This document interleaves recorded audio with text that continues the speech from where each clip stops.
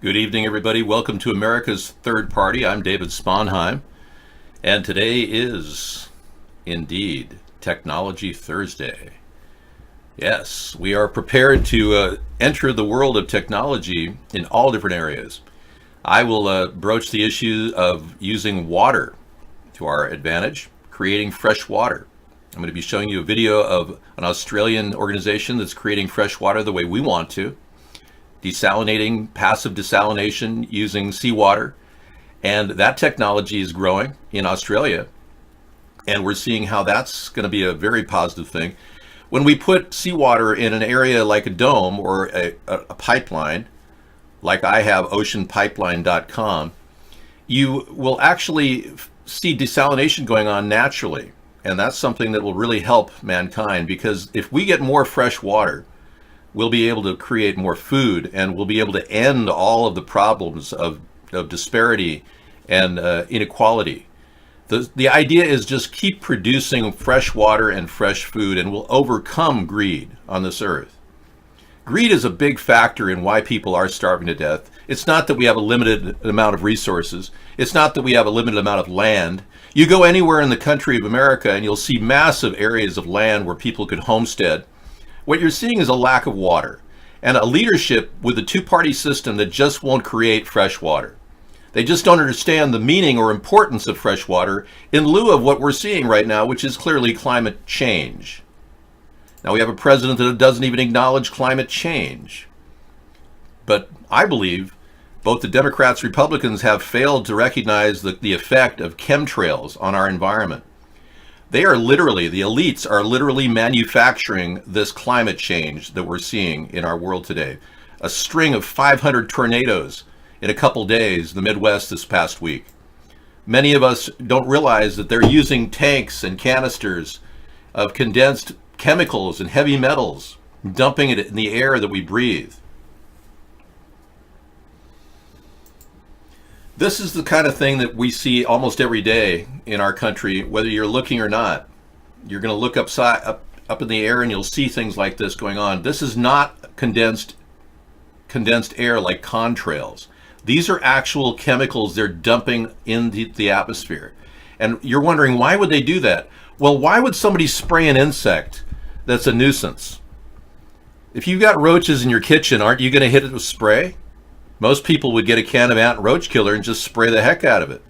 And they end up getting poisoned by the ant and roach killer. And well, why would the elitists poison the air? Aren't they breathing the same air? No, they're not. They breathe filtered air. Oftentimes they have underground homes now. They don't even live above ground, many of them. You know that Bill Gates built an entire underground home? He has the facade of a house over in Seattle, but it's not something he would entertain in. He has an underground house. So does Mark Zuckerberg. So does Larry Page. Yeah.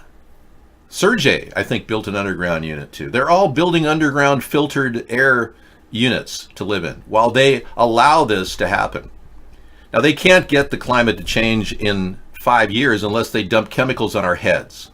If they just let natural pollution do it, it'll take 200 years for us to actually get to the point we're at right now.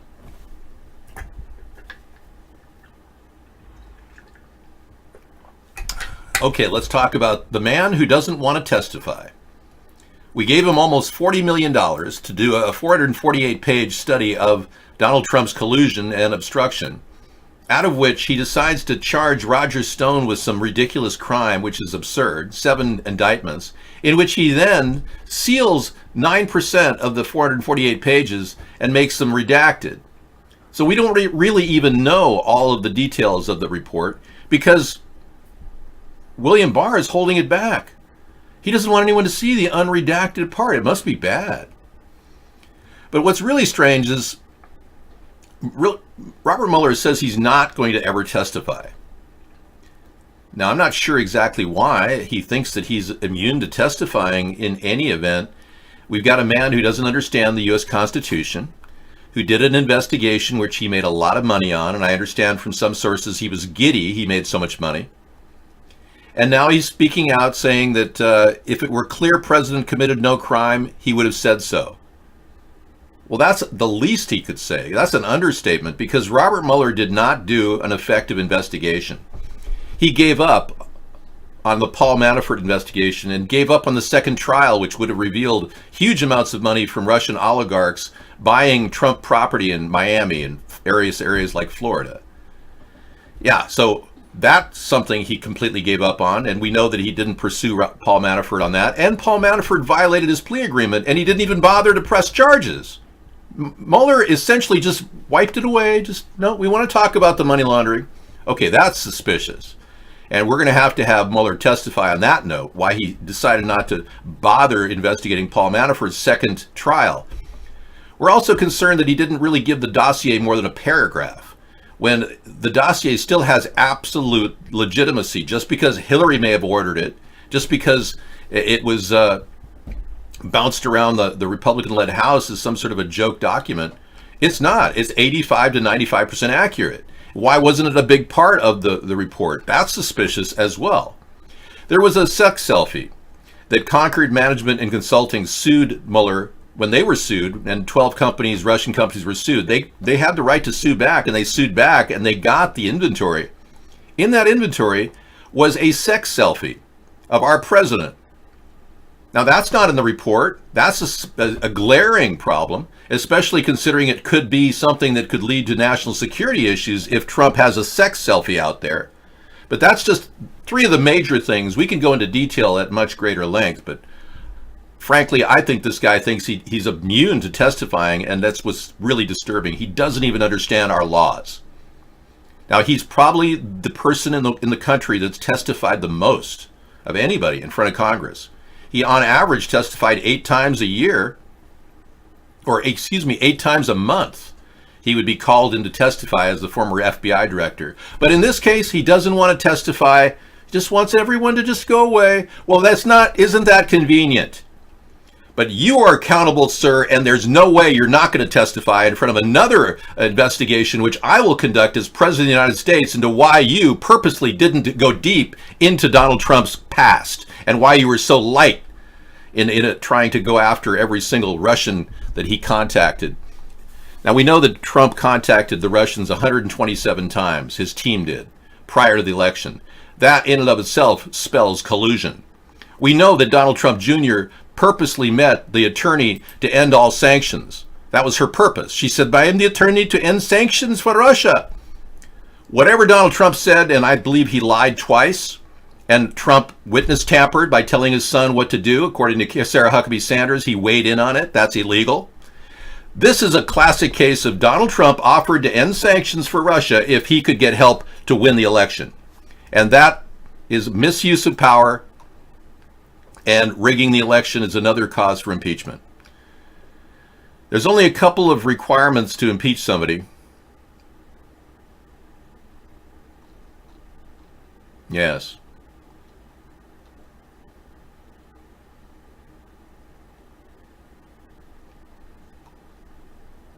Let's check into the room, see what everyone's doing. In this effort to describe the total collusion that Donald Trump is involved with, we can't forget that he makes private calls to Putin. He's probably talking about his upcoming 2020 run. I'm thinking maybe Donald Trump should consider running with Putin as his VP. Yeah, because he seems to be pretty close. And Putin could always say he was born in Honolulu, right?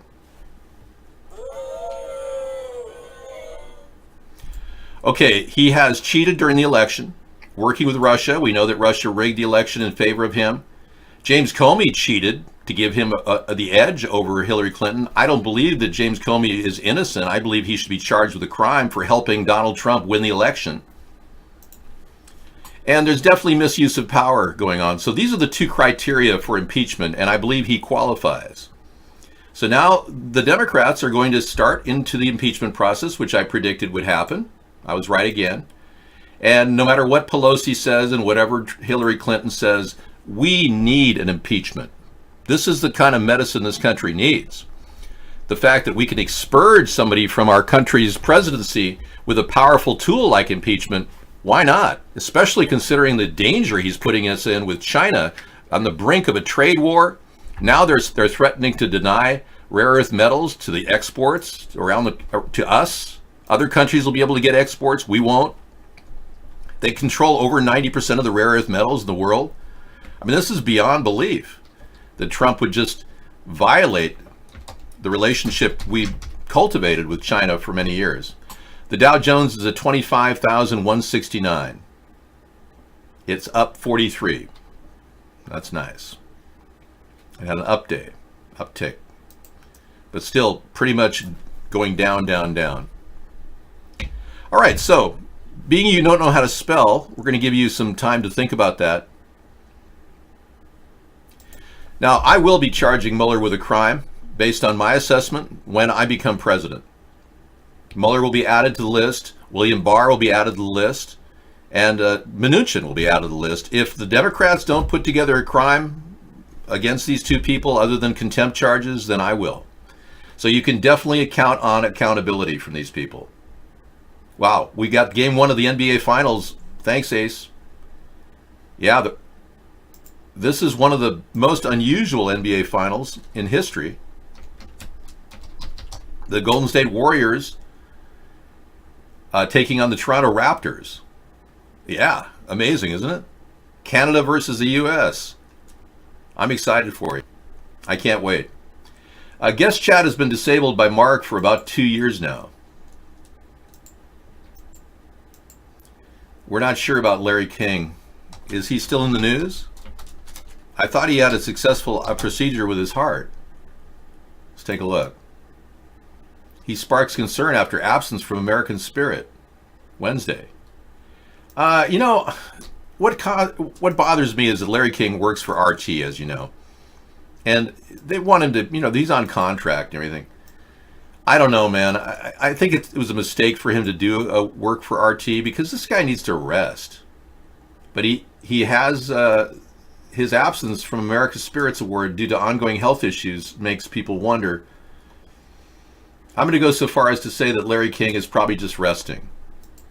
Anybody who's had a heart attack and has had damage to their heart, even if they've had, I guess they got him right to Cedars-Sinai right away and they gave him some surgery. But he's in that area where if you have a heart bypass surgery and you're in the 15 years later, you're really on edge. Yeah, the heart bypasses generally last between nowadays 10 to 15 years. Yeah, but there's a possibility they could do miracles with them. Remember, our cardiologists are the best in the world, and they really have learned a lot. That's the one area of medicine I really respect. Yeah, well, people the guest chat at iVlog was shut down about 4 weeks ago.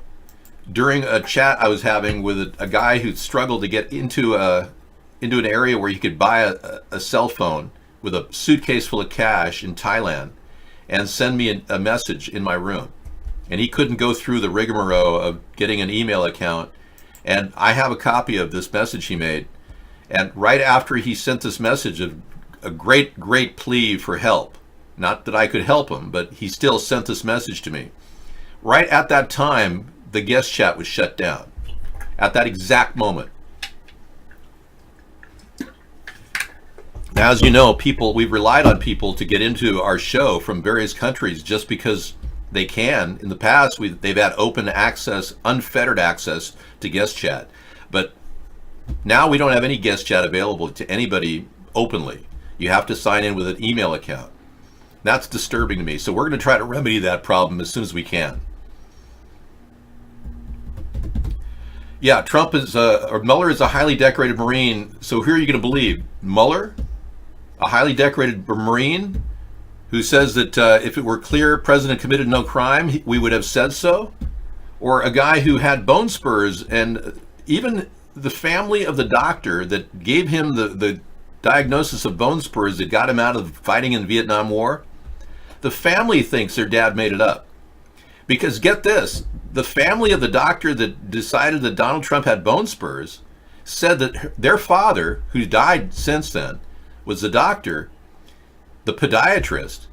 His entire building, he hardly paid any rent. He used to tell the girls in the family that we hardly pay any rent because we did this favor for Mr. Trump, Fred Trump, his father. Donald got a podiatrist to sign him off with bone spurs 5 times, not allowed to get into the military. 5 times he averted it. 5 times he dodged the draft. Donald did. And the family is willing to testify that their father, it was a known thing in their family that their father never paid any rent. Yeah.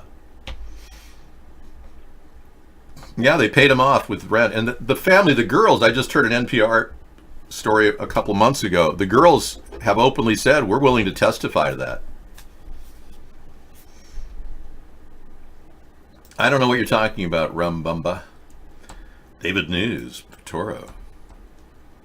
You wouldn't have gone to Vietnam if you would have been drafted. Well, a lot of people felt the same way about going to Vietnam, but Trump wasn't like a conscientious objector. He just was rich and didn't want to go to Vietnam to die. 58,000 men died that didn't have that comfort of having a podiatrist write him a bone spur excuse. I would have gone if they'd called me because I would have done what my father did, fought in the war. My father fought through 3 tours of duty in the Philippines. He went back every time. He didn't have to.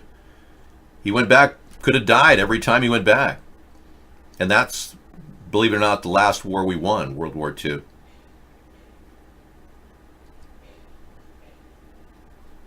Okay, Trump blasts a reporter who asked if Russia had helped him in 2016. And Trump just said, I got me elected. Interesting. Now, the FBI told Donald Trump 2 days before the inauguration that the Russians had cheated to make him win. And he never told the American people that. To this day, he's never admitted it.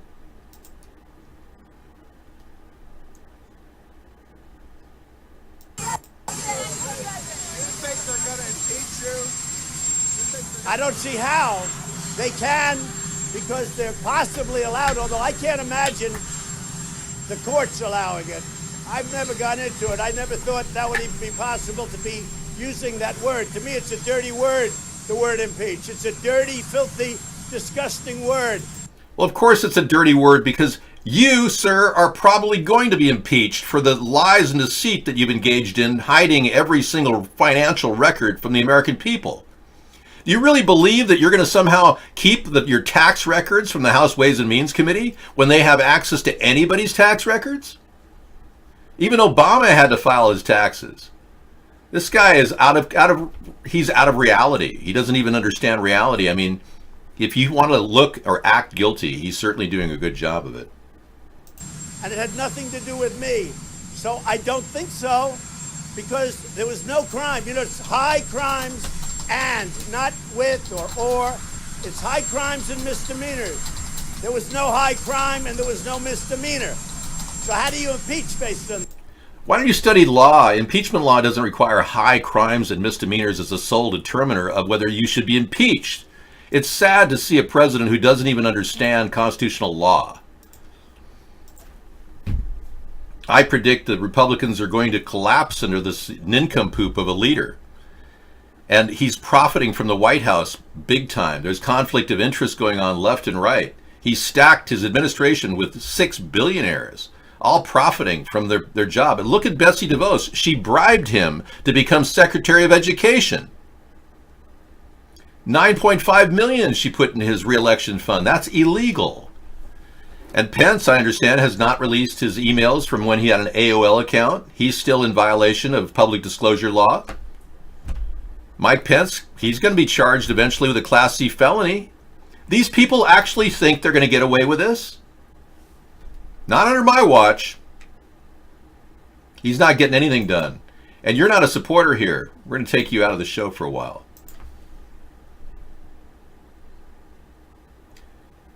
You can say no collusion, no obstruction. I'm saying total collusion. Total obstruction. In fact, last week he told Nancy Pelosi he wouldn't come up with any budget plan unless they stopped investigating him. There's no way a president can force anyone to stop investigating him. They have to investigate him, especially right now, because it's a timely period of time where we have to gather information. For him to say that he won't sign a budget deal unless they stop investigating him, that's total obstruction. Daryl, I'm going to give you a break too.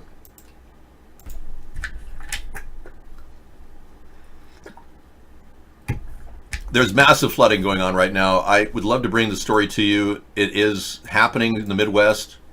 The tornadoes were stage 1 of this weather warfare. We're looking at a major flood coming.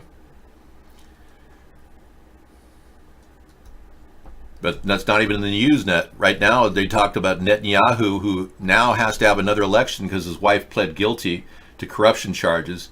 Hiring a caterer when she had a cook is their level of corruption in Israel. I think that's ridiculous, but whatever. Netanyahu's going to be fighting for his political life again. No, you can't support Trump here. You people should know that. You can't come in and openly support Trump in my show. I'll ban you. You really think you can come by in my show and support Trump openly? That's pretty funny.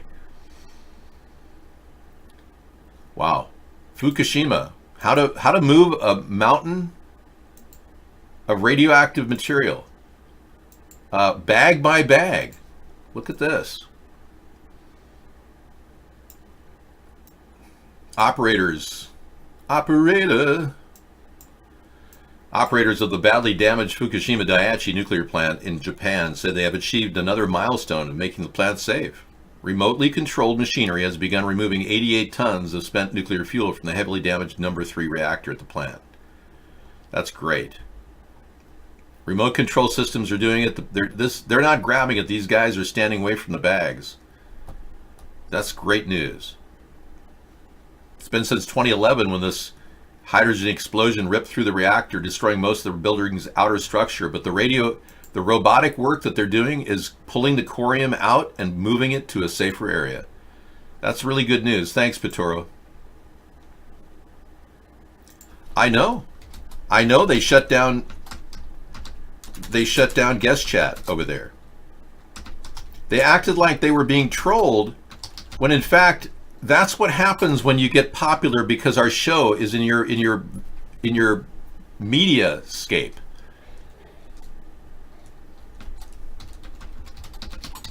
When our show became super popular on Blog TV, we had 1 million people watching us. It was like unbelievable. The chat roll was screaming down really fast, and then all of a sudden, guess what? Blog TV got bought out. Somebody gave them $5 million to shut down, and they took it. And it turns out that person was a guy who did a documentary called Chicken Hawk about pedophiles. That sounds very suspicious to me. I researched into it, and I found out that the federal government tells pedophiles that they have to do documentaries to make up for their act. Yeah.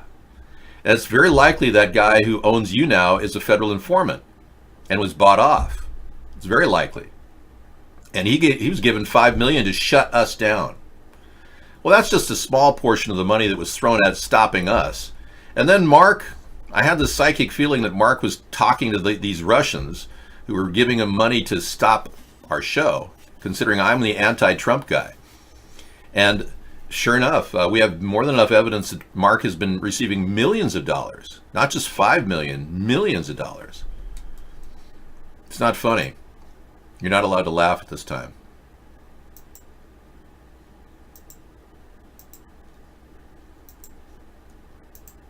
Look at it. We've got a censorship problem that's beyond belief. It won't matter who's elected. If it's not me, we're going down the tubes.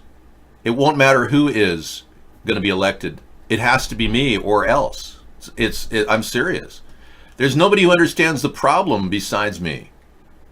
I've spent 10 years understanding the depth of this corruption that's plagued our country.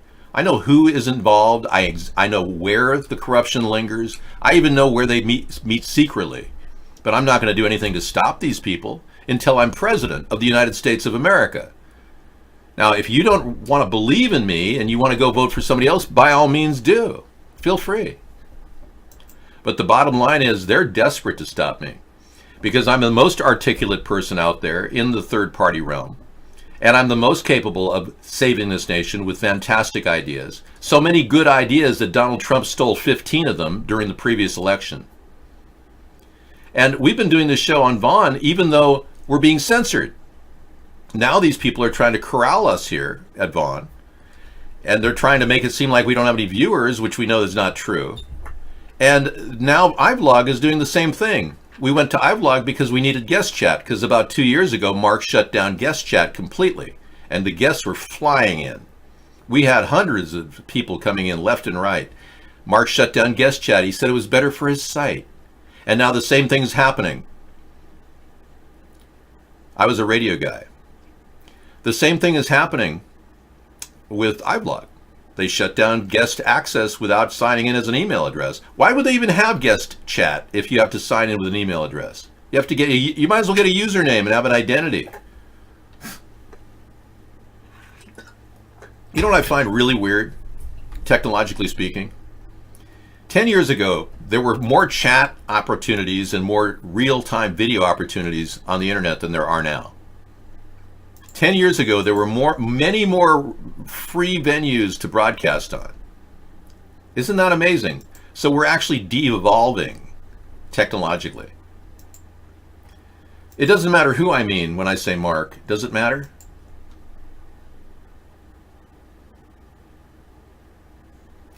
Trump was called Donald Trump. Yeah.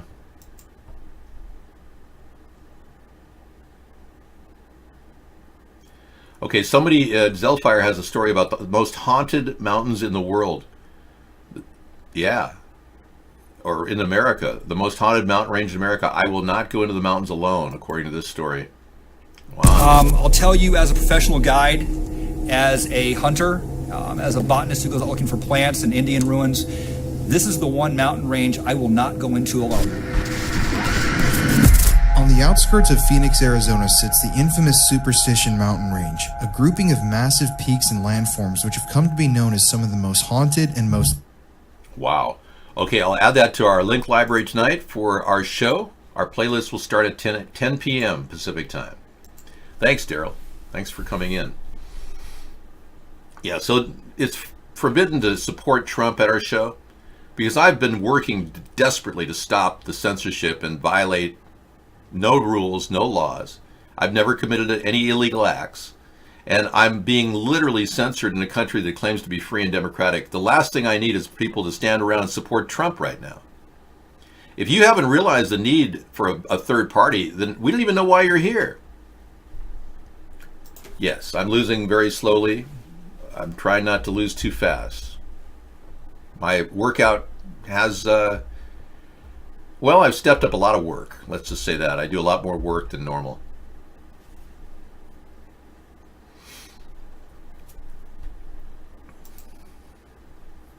No, that's not true. You're making that up. Why don't you come up with something intelligent to say instead of just rambling and making up nonsense? Louisiana passes the fetal heartbeat abortion ban. Okay. You cannot ban a baby who has a fetal heartbeat, or you cannot abort a baby who's had a fetal heartbeat. According to the governor, says he'll sign it into law. All right. Well, it's interesting to see how the governors are morphing against pro-choice and abortion. I think they have a right to express themselves, but they don't have a right to go against Roe v. Wade, and they will be prosecuted until Roe v. Wade is flipped, which could happen in our lifetime. Right now, Clarence Thomas has made a very vocal stance against Roe v. Wade being a well, he's putting his stake in the ground, and he's basically pro-life. Clarence Thomas, the guy who said he saw pubic hair on Anita Hill's RC Cola, the guy who said he was called Long Dong Silver. Of course he supports pro-life. He supports men and their sex part having babies. Yeah, makes sense. He wrote a 20-page, according to the expert, they say he wrote something. I find it hard to believe. Somebody wrote something, a 20-page scathing statement about how he would stand up against anyone trying to stop a baby's rights to life, which is very interesting. I personally am right on the edge of the cusp of choice. I support the idea of a woman having the baby full term. I do. But I don't want to force the woman to do that. Whereas the governor in Mississippi now wants to force women that are raped to have their baby. I think that's just outrageous. I mean, I can't imagine bearing a baby if you're a rape victim. I can't even comprehend looking at the child's face your entire life, wondering, wow, you sure look like the guy that held a knife to my neck and basically raped her. Crazy. How can anyone even think that that's something they want to enforce? And the governor of Mississippi obviously thinks she should do that. She should be arrested. We need to treat her the way we treated Governor Wallace when he stood in front of a college door saying no black person can enter. The National Guard should be called and then federalized in the state of Mississippi, and we should haul her ass into federal jails. Who the hell does she think she is? Now it's pissing me off. I would rather a woman makes the decision to not abort. I'd rather she had the baby full term. I'll censor you again if you like. Thank you. Add the one. Appreciate it. I'm a victim of censorship. Yeah, of course I'm going to kick people out who support Trump here. Hello? Is this like some sort of a microcosm of what you think is a free and democratic society? Because we don't live in a free and democratic society at all.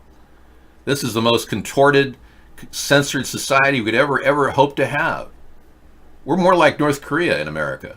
You just don't realize it because none of you break out of that shell and try to test your freedom. I did, and I can tell you, I'm being censored. Take my word for it. You coming into the room and coming back as another guest, that's not censorship.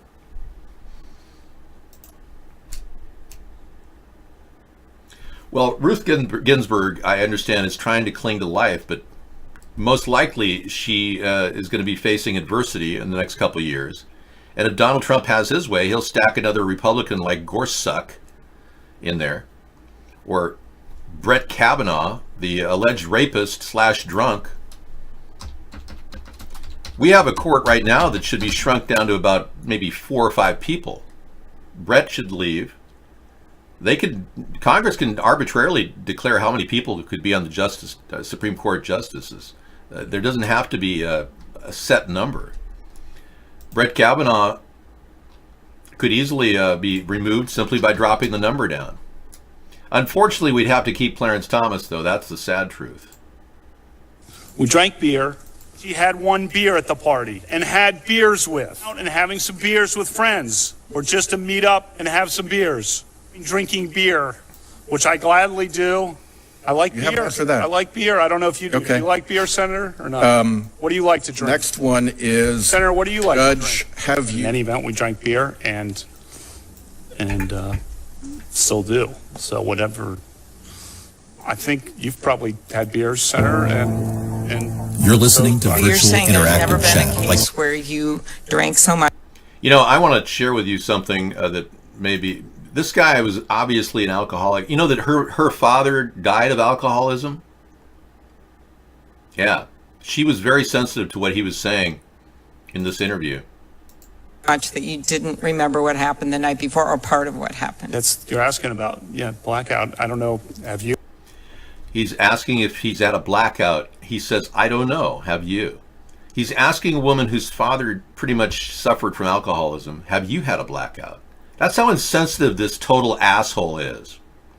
But what makes this more disturbing than just listening to some guy rant about beer is somehow going to make decisions about a woman's body that he's been alleged to be a rapist? I mean, this is really, really twisted the world is becoming. Yeah, very strange.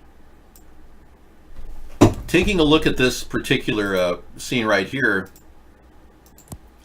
you're looking at a situation where, I'm going to cue this up.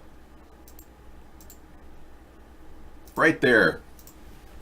It turns out that, yeah, you're wondering why Trump is so set on Kavanaugh? Well, in 2011, he ruled that foreign governments could support and fund American super PACs.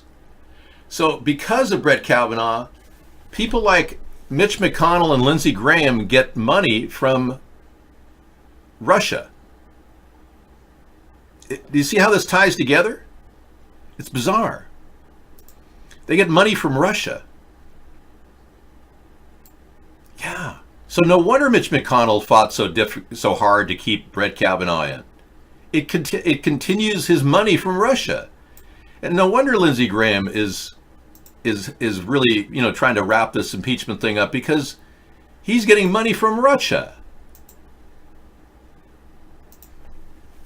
Alleged is not convicted of rape, yeah, but an alleged rapist who's a beer alcoholic, as our Supreme Court justice, that's as messed up as I can possibly imagine. Feds now own a condo in Trump Tower thanks to Paul Manafort. Well, I guess Trump won't be charging... Less than an hour. I guess Trump won't be charging the Secret Service any money to stay in the Trump Tower anymore. Remember when he first became president, he would charge the Secret Service to stay in Trump Tower? Well, now the federal government owns a condo in the tower. Yeah, isn't that great? After a federal judge handed down an additional 43-month sentence, former Trump campaign chairman Paul Manafort was hit with new charges coming from the Manhattan district attorney. And unlike the federal case, if convicted of these state crimes, the president would not be able to pardon Manafort. And that brings us to our weekly segment, Cross-Exam, with Ellie Honig. Ellie is a former federal... Okay, I was incorrect about Amy Klobuchar as the head county prosecutor had to prosecute and send her own father to jail. Yeah, sorry, I didn't realize. Yeah, thank you. That story is very interesting. He was a major columnist for the Minneapolis Star-Tribune newspaper, also drove home drunk with Amy at 9 years old in the back seat and ran off the road and crashed car and injured. Thanks for giving me the heads up on I didn't even realize her full story. I knew her father had alcoholism. Thank you for telling me. Washington Post says, get used to UFOs. Now, whenever they talk about UFOs, you know they're trying to completely change the subject. So let's not go there, okay? Yeah, that's a good book and a good backstory. I didn't even know. Thanks for telling me, Psycho Behavior. Federal government now owns a condo, $43,000 in Trump Tower. Nice. Well, like I said, Paul Manafort has not been fully tried, so it's very suspicious that Robert Mueller doesn't want to go testify about the case. Robert Mueller didn't investigate a lot of parts in which Donald Trump has got deep connections to Russia. So it's very, very telling to know that that Mueller does not want to testify ever again, ever. And nobody can possibly say that. Everybody has to testify in front of Congress or court if they're called. That's your civic duty. So here Robert Mueller thinks he's above the law and he won't ever have to testify again in the Trump case. Wow. Talk about unparalleled sense of entitlement. Who the hell does he think he is? So count on me prosecuting Robert Mueller for not fully investigating Donald Trump if I'm president. I won't sit back and ignore this problem. This is the most gross violation of it's prosecutorial neglect is what it is. It's a violation of everything we consider the duty of a prosecutor. Now, I'm surprised prosecutors don't even feel that they have to investigate even crimes. I'm serious. I've been made aware of a prosecutor in my area who doesn't believe he can possibly investigate anything. So I have to go back to the statutes of the state in order to flash them to his face saying, no, you have to investigate certain things if you're a prosecutor, especially if it relates to a previous case that you tried.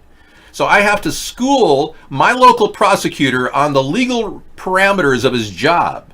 That's just one of the things that's going on the sideline in my life. They don't believe that they have any obligation to investigate anything. Congress, if they subpoena me to testify before a committee, it'll take me 6 days to get there, but I'll have to drive. Yes, I would be glad to testify in front of a committee in Washington, D.C., but it takes me 6 days to get there. You'll have to work around my schedule. Yeah, I can't fly because of the dangers of flights and the fact that they are potentially hackable, and anything that's potentially hackable, I can't get on a plane. Mexican soldiers disarmed by civilians, not graphic. Okay. Civilians have disarmed Mexican soldiers. That's exciting. Let's find out what that's about. Live leak. Bring it. Suelta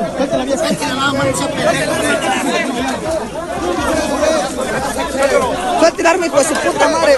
Suéltala, primo, suéltala, suéltala, suéltala.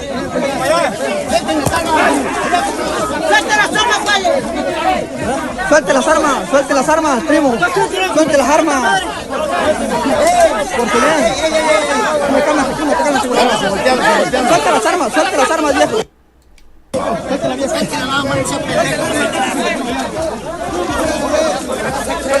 Suelte el arma, hijo de su puta madre. Suéltala, primo, suéltala, suéltala, suéltala.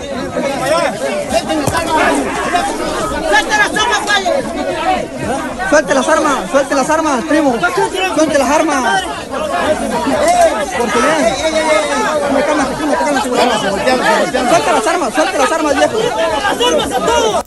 Okay, so the military has orders from the president of Mexico, Obrador, to not engage, detain, or harm civilians if they're confronted this way.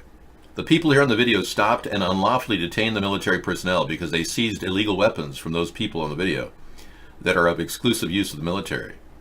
They even seized a 50-millimeter cannon. You know, the power of the drug cartels is greater than the power of the federales. And Obrador's stand-down procedure actually makes a lot of sense. This is one way he's working with the powerful drug cartels, or at least not stepping in their face. Yeah, it's a very interesting tactic he's using. I can imagine that's going to happen a lot. The Mexican soldiers were trying to disarm the civilians who had weapons that they said they weren't allowed to have, and they were told by the president to stand down and not fight back, so the Mexican soldiers looked like the weak party there. Yes. They don't want to come and cut your grass. They just want to come into America and use our services and have pretty much a free ride. Cutting the grass is just a byproduct. They have a job. They have to work. You got the squirrel. Yeah. I haven't refed it because he figured out how to get down the bird cage. I'm thinking I should put something like barbed wire around the rope leading down there or something, because he just keeps knocking the bird food down and eating it all. He's sitting on top of the bird feeder right now. I know. He's like swinging on the bird feeder, the squirrel is. Oh, they do. They love bird seed. So he figured out where the bird feeder is. I'm going to have to figure out what I could do is lower it. Yeah. But even if I lowered it, he'd still jump onto it 2 feet he down. would definitely jump on it. And then the deer would eat it. If it was down too close to the ground, the deer eat the bird feeder. I don't know. I'm going to have to do something with wrap that cord because Or just figure you're feeding the squirrels and the birds. yeah, and the rabbits eat the bird food, and the deer eat the bird food. Yeah, he's feeding all the wildlife. Yeah, it's David good. the wildlife eater. We really have like an enchanted forest here. We have deer in our backyard. And today I was outside and I heard a honk in the neighborhood, and somebody had actually slowed down because a deer was walking across the road right in front of our house, and the woman honked at the deer. The deer pretty much own our area. Okay, I'm going to check out. Sarah's going to give you her insight. You see if I can get rid of some of the stories. Yeah, I've got a story about Hunter Biden I'll be bringing you in a little bit. Nikki Haley is jumping back into political life after Trump. The former UN ambassador is, I guess, well, she's thinking of entering another career, I guess.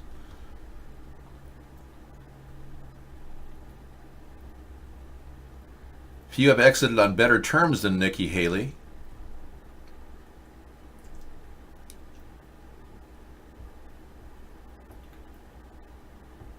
She's going to stop in Boone, Iowa, where Haley will meet Senator Joni Ernst for her re-election campaign. She's going to help her with her re-election campaign.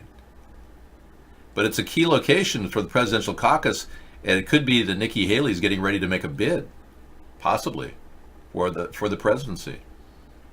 She's going to be in Iowa at the same time that others will be there to make that bid.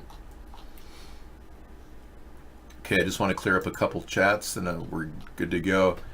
I don't really want to listen to Robert Mueller's 9-minute speech, but that's all he said he will do. He will not speak about anything. He'll never testify again. And it's shocking to hear a special prosecutor tell people he'll never testify again. It's as if he hasn't read the Constitution. Nobody is immune to testify, except, of course, Donald Trump, who thinks that he can hide under executive privilege. But Mueller is somehow in his mind never going to testify on this issue, yet he's the person in the country that's probably testified more than any other person in history. Because he did like 8 times a month he would testify as director of the FBI. But now he says he won't testify about anything. Thank you, Sarah. Okay, thank you.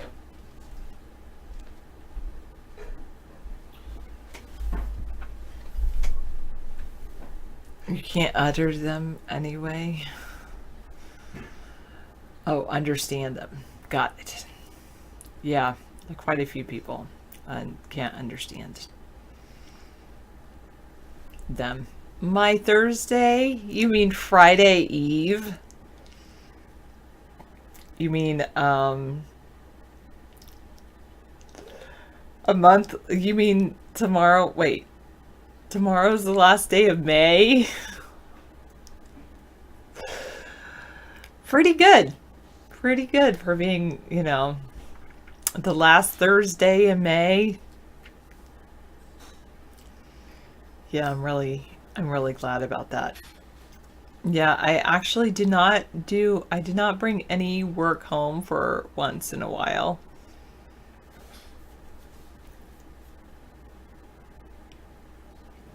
I was thinking, I should go do some more cleaning or organizing. I'm like, no, I just want to go home. And I came home and I've been snacking and listening to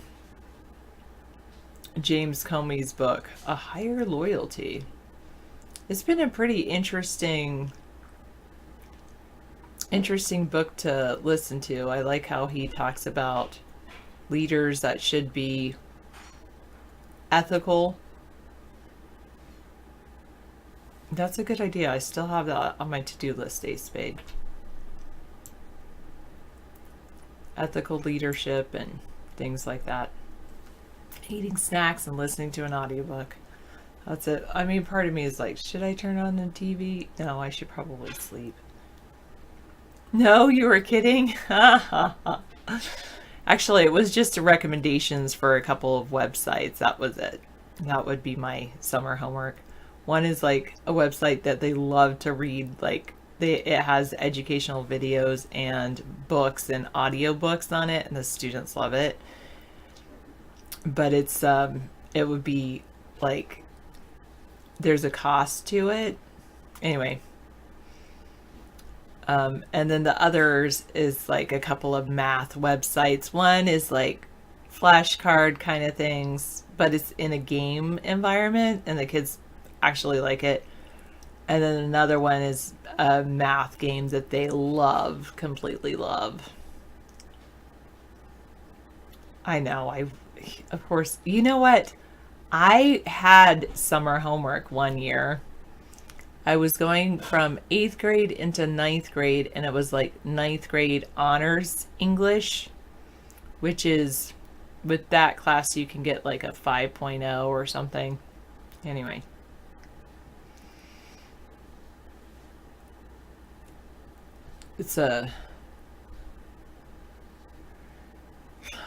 I went into, and I had to read, they said you had to read like 2 or 3 books over the summer novels, do book reports on 2 of them, and one of them was like the first book that we were reading together as a class.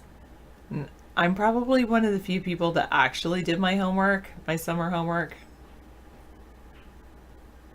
Exactly. Just give them some suggestions for the summer. Yeah, and it might not be that many that do it. You always had summer reading? They would give you a list of books you had to read over vacation? Wow.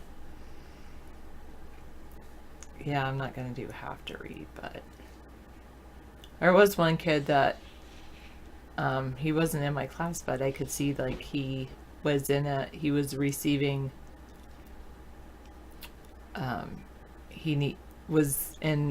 I could tell he was going to get extra help in reading. So I said, oh, do you have any books at home? And here, I get some from my class library. I want you to take home at least 6 books for the summer.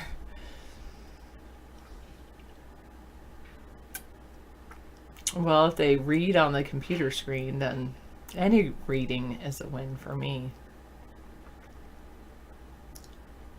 Oh yeah, yep, you were also in honors classes where you had the list of books you had to read over vacation. I would have those, except when I went from I think I might have still had that same kind of thing when between my freshman and sophomore year, I probably had a reading list as well. Well, maybe both. But then between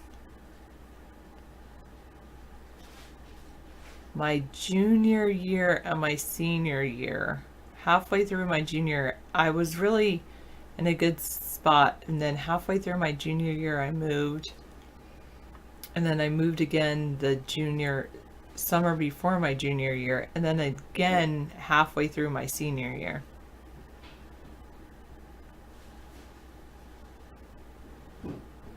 And I should have just I should have skipped a grade. Then I wouldn't have had to do all that moving.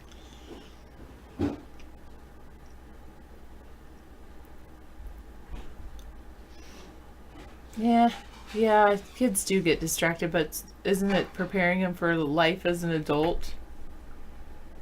Adults get distracted as well.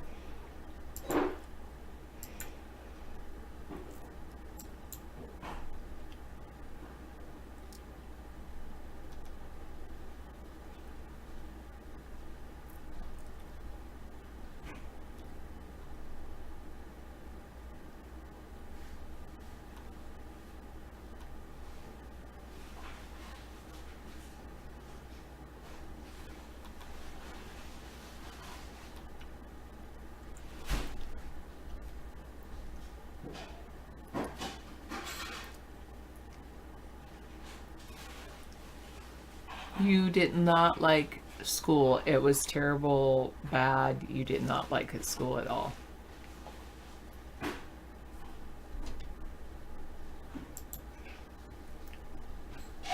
I like school.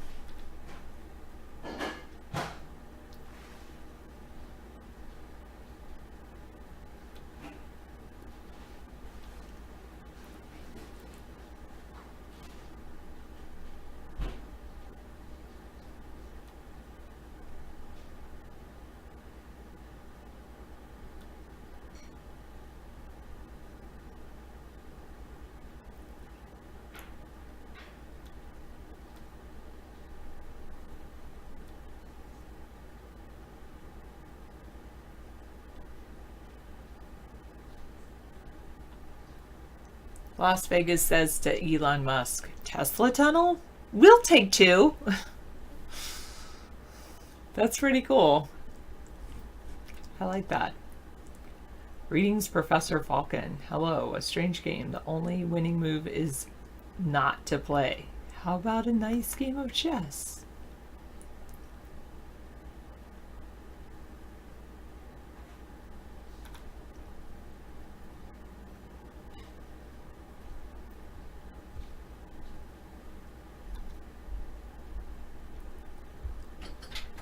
Okay.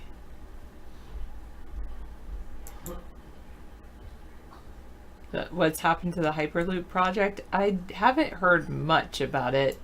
Let's see what this article says from CityLab.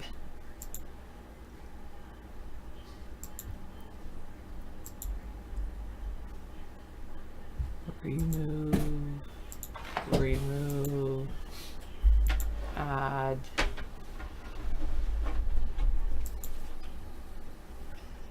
From CityLab. So we're getting a lot of complaints about the fact that there's no guest chat anymore. That they've got everyone has to sign in to be a guest. So we're just wanted to tell you that there's a lot of people complaining. Okay. That's all I wanted to say. Thanks. Yeah. Barron's articles, Virgin Hyperloop wants $400 million bid to supercharge transportation. You know, I heard that Elon Musk isn't paying one of his metal suppliers to make Teslas. He's being sued for $1.7 million for not paying a certain metal supplier for one of his cars. Isn't that interesting? Yeah. The guy's not paying his suppliers who are providing him the metal to go into his cars. He's being sued. Mm-hmm. Kind of amazing. Last week, the Boring Company, one of Musk's companies, won a $48.6 million bid to design and build a people mover beneath the Las Vegas Convention Center.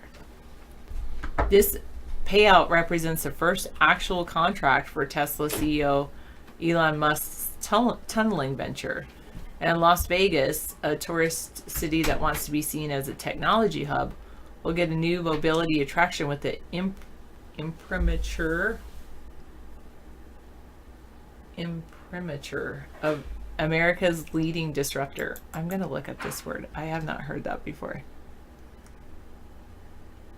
You have a project to use active volcanoes to solve many problems. You have been kind of talking about active volcanoes solving problems recently. Imprimatur.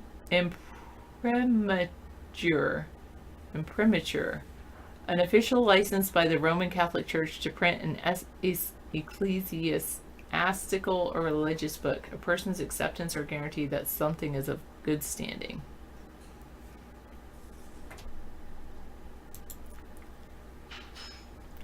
Okay, you want to drill below the lava surface through the volcano wall. The lava will leak into the ocean at a fixed ratio, which will be equilibrated by the volcano air pressure and lava pressure from the magma. Then we get unlimited lava material at 5,000 degrees, able to melt any trash, even radioactive substances.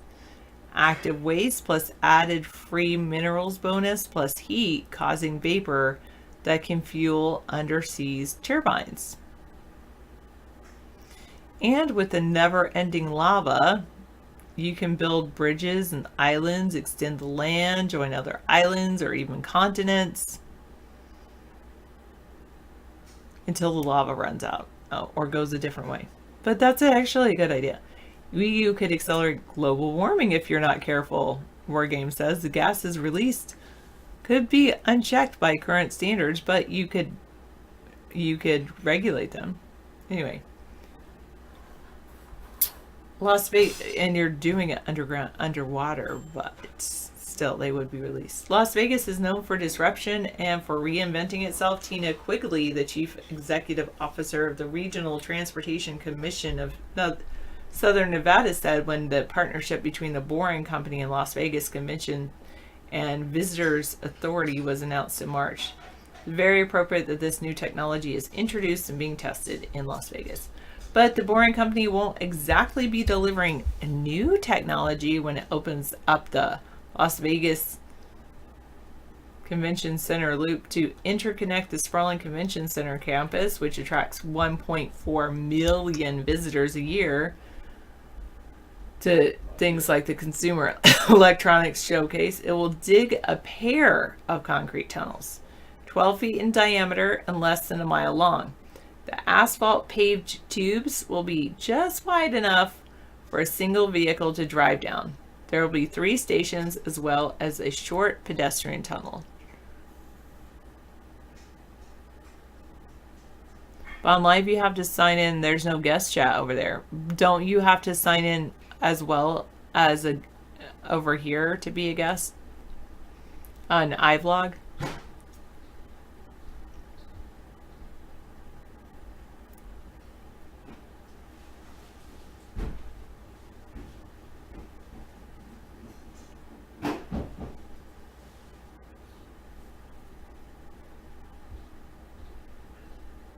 Besides Hawaii, where is the active lava flowing into the ocean? Or are you just talking about Hawaii? I mean, when you say those things, it makes me think of Hawaii, but I'm sure there are other places where active lava is flowing into the ocean. So this is a map of what they want it to look like. A new exhibit hall, South Hall, tunnels, and station locations. The contract posted on the LVCVA website projects an operating capacity of 4,400 passengers an hour using autonomous electric vehicles at high speeds, which might include a Tesla Model X or a Model 3 or another Tesla chassis converted into a 16-passenger shuttle. This is not the futuristic system of electric car sleds that Musk once proposed for Los Angeles and Chicago, and it's not a frictionless hyperloop. It's getting a permutation. Las Vegas is getting a permutation of 2 well-known existing technologies, cars and tunnels. Asked to explain his scaled-back ambitions on Twitter, Musk responded, "This is just simple. It works. It just works. This is simple and just works."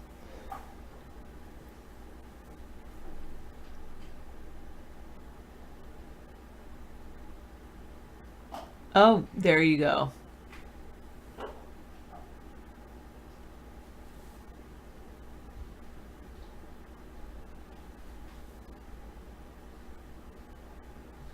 NuScale nuclear reactor. NuScale. Ah, that's pretty interesting.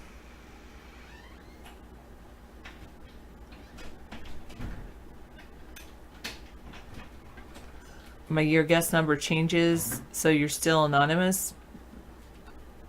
Okay. But do you have to post your email, use your email to like chat or something?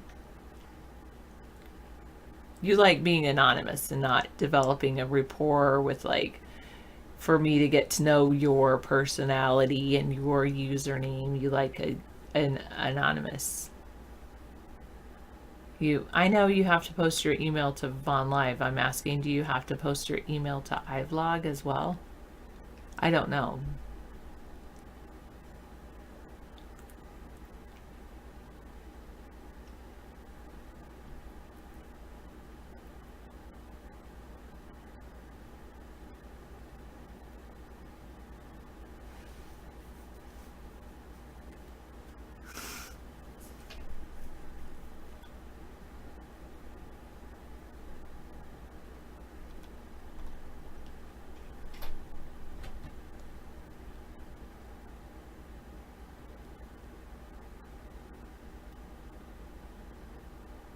Okay.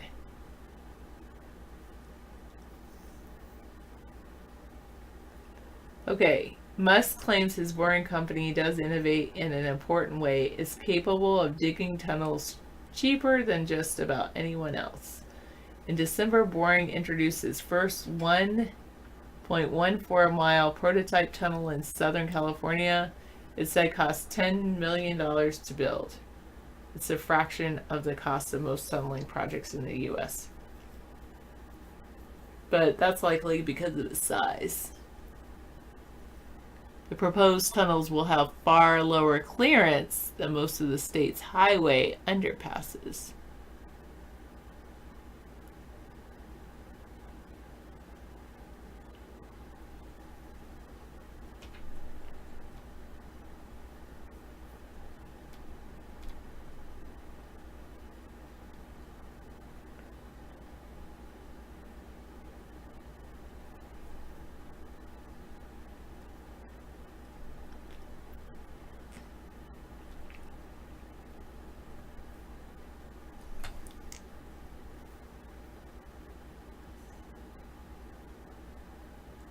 I did not drink my prune juice today. That's a good idea.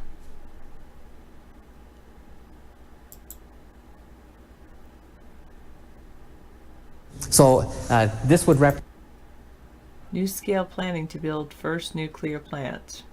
Cool.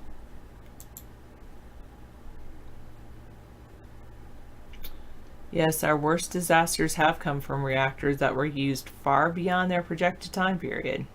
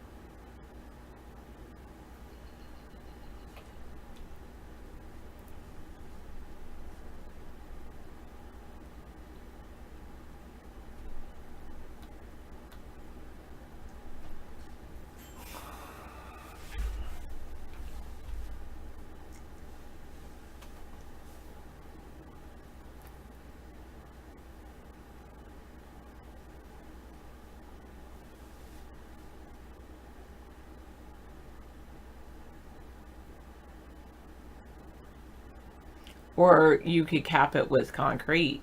Either way. Yeah, I agree with you, Ping. And yes, Dr. Meow, engineering volcanoes should have started years ago. I hope you pursue it.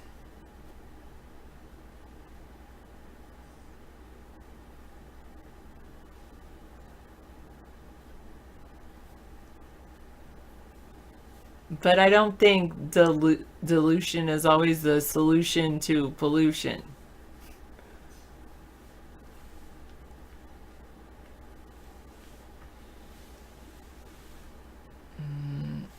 I don't know if dispersing it... Well, I'm saying if a meltdown were to happen. Hello, Gene Nightcloud.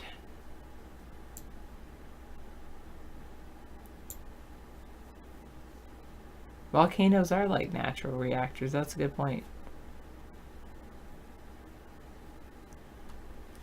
Chicken. Things that make you go,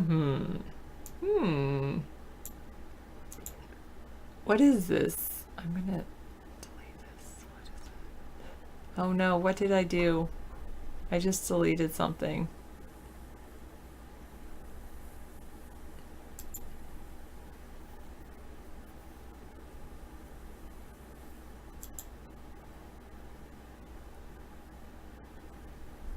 Oh no, where can I get something good?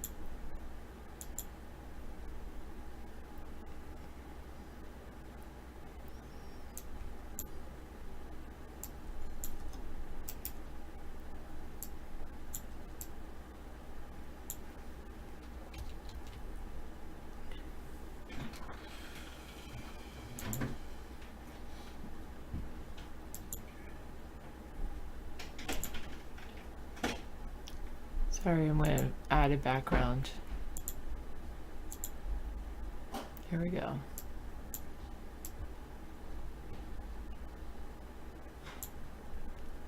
And then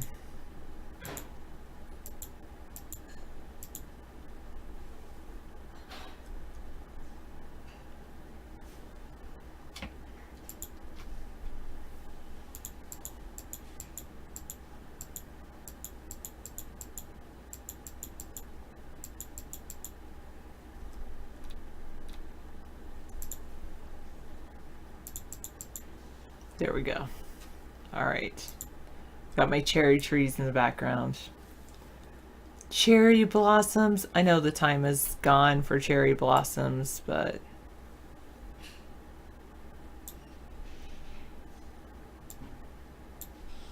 they're not really blossoming right now. Oh, what is that? Like, why is it? I don't know. Maybe it's just the way the light's catching it. There's some shadows in here. Normal shadows.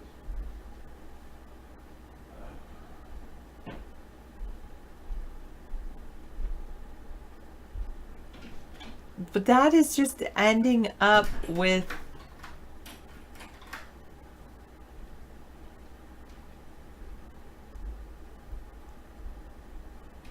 it doesn't, well, you want to channel a metal tower to concentrate the eruption so it spits as high as possible, like harvesting oil, right? But isn't that just adding gas, specifically greenhouse gases, to the atmosphere?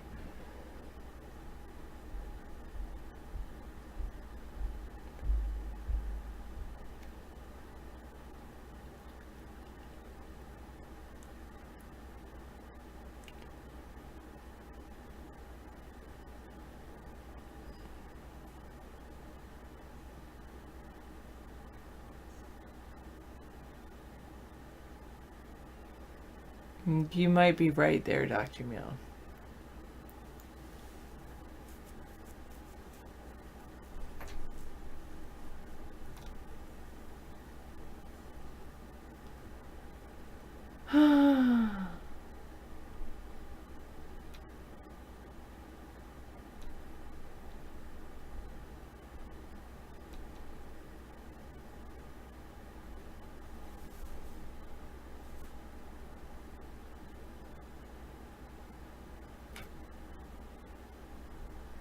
So it's all about harnessing it.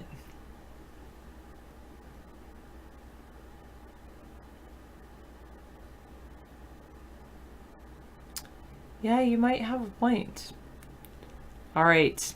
I would allow you to, I support your endeavors to do that. In theory, not financially. I don't have the funding to support you financially. Yeah, true. The natural power of the earth to heal itself. If we could just harness that energy, then if we could harness that energy for, say, even electricity or something, then we wouldn't be using as much fossil fuels, which would actually help reduce greenhouse gases.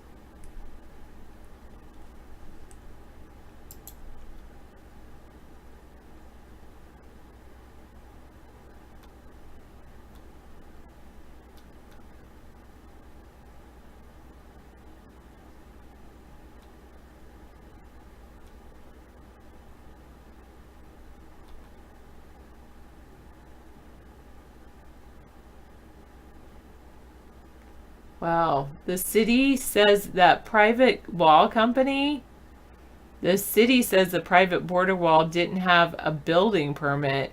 It orders the construction to cease and desist.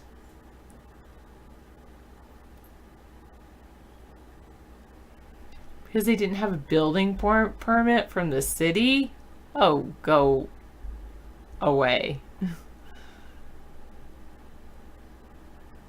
Yeah, I agree with you, Dr. Miao. We should start with Hawaii and focus on those ideas more than others.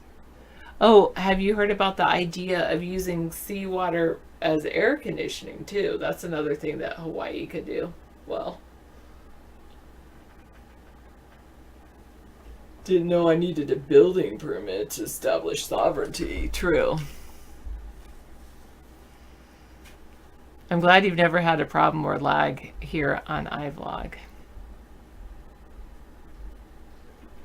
Yeah, Hawaii does need air conditioning, so wouldn't it be great if they could just pump up ocean water that is cold Yeah. and pump it through their buildings? That would actually... You do that in I Hawaii. wasn't trying to mock you. I was sorry, chicken. No, he's just very sensitive about his gayness. No, big deal. it's not that. Oh. I thought it was a great idea. You're right. What's a good idea? That they shouldn't have to have a building permit to build a private border wall. Right. Bannon is going to do a private one. He's got the clearance. He's proud of his 1 mile fence. Yeah, good for him. I don't ever get the hair on my ears burned off. We could get some Tonka toys for him. He could play with his Like wall. this little hair. Nobody gets their ears burned off. I mean, I that's don't get ridiculous. it. No, I don't do it. I tuck my hair behind my ears sometimes. Yeah. Well, women don't grow a hair in their ears the way men do. I mean, Yeah. it's just like, If I did, I would probably get it burned off because it's just weird and well, they gross. have trimmers. You don't need to set fire to your ear. Okay. All right. I'm going to leave the show to David, his very capable hands. And turn off the burner. I just forgot. I left it on mute. Oh, So- oops. Okay. Did you have your dinner? No, but I've got plenty. You can have one of those wedges and put one in for your school for lunch if you want. Okay. And leave me one. You're getting those ear hairs, yeah. If you put deep water that is cold, it will heat up. In the end, you'll send so much hot water in the ocean that the local fish will get the... No, fish love hot water. Oh my God. You haven't been fishing, have you? You're really out to lunch there, buddy. I would recommend fishing near electric generators. They attract fish. I know personally, firsthand. I used to clam outside of a power generator in Long Island, New York. My dad and I were out there and looking for cherry stones, and we'd get near the warm water of the electric power plant, and they love it. Well, no, it's not 90%. No, they stay away from it. They know where the warm and the hot is, but they love. The bluefish were running every single time we were out there. They love warm water. They don't like hot water. You're right. They'll burn. No question about it. But fish do like that. Diamond Bar high school graduation is tonight. Everybody's parking near your house. 800 grads. That's wonderful. That's nice. Good to know. And now we know where you live. You're not supposed to share your identity on the internet. The cherry tree is in blossom, so Sarah's decided to lay that on you? Okay. Well, I'll let her do that. You got rid of the other background? Oh, that's okay. There must be 2 backgrounds back there, 2 cherry backgrounds. There's so many cherry backgrounds I can't even keep up with them. I did 2 of them. Oh my gosh, you have 2 of them in there. Yeah, because I didn't want to stretch it. I know. All right.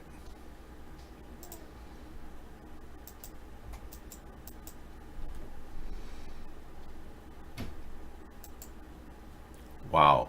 I just got rid of my sign off. I needed that. Let's play Technology Thursday. Yeah. We got this chat background for nature. We're going to choose backgrounds here. We've got the Falcon Tie, the 1080p Falcon Tie, which is the Star Wars classic scene. Okay, that'll be number 1 choice. Number 2 choice will be the nature background. And let's see.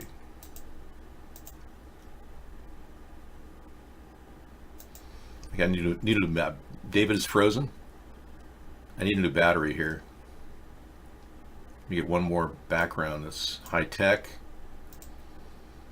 We got the digital matrix. That looks like the Illuminati, doesn't it?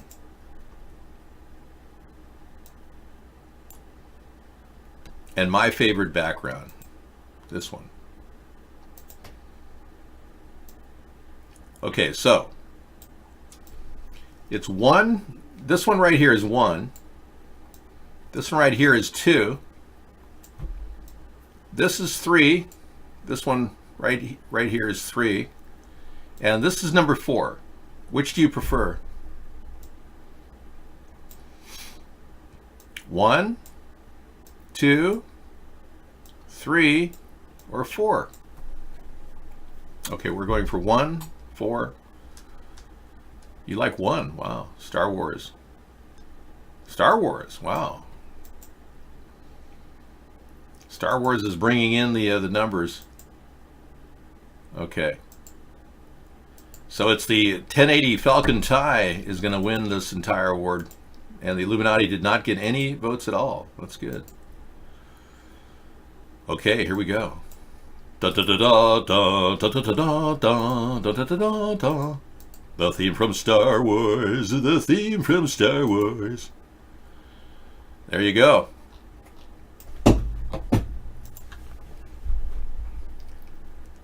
I feel like Captain Kirk of Star Trek. Do the battle chest features come with the Falcon? I don't know. I don't even know what this is. I just feel like a laser beam is going right through my brain.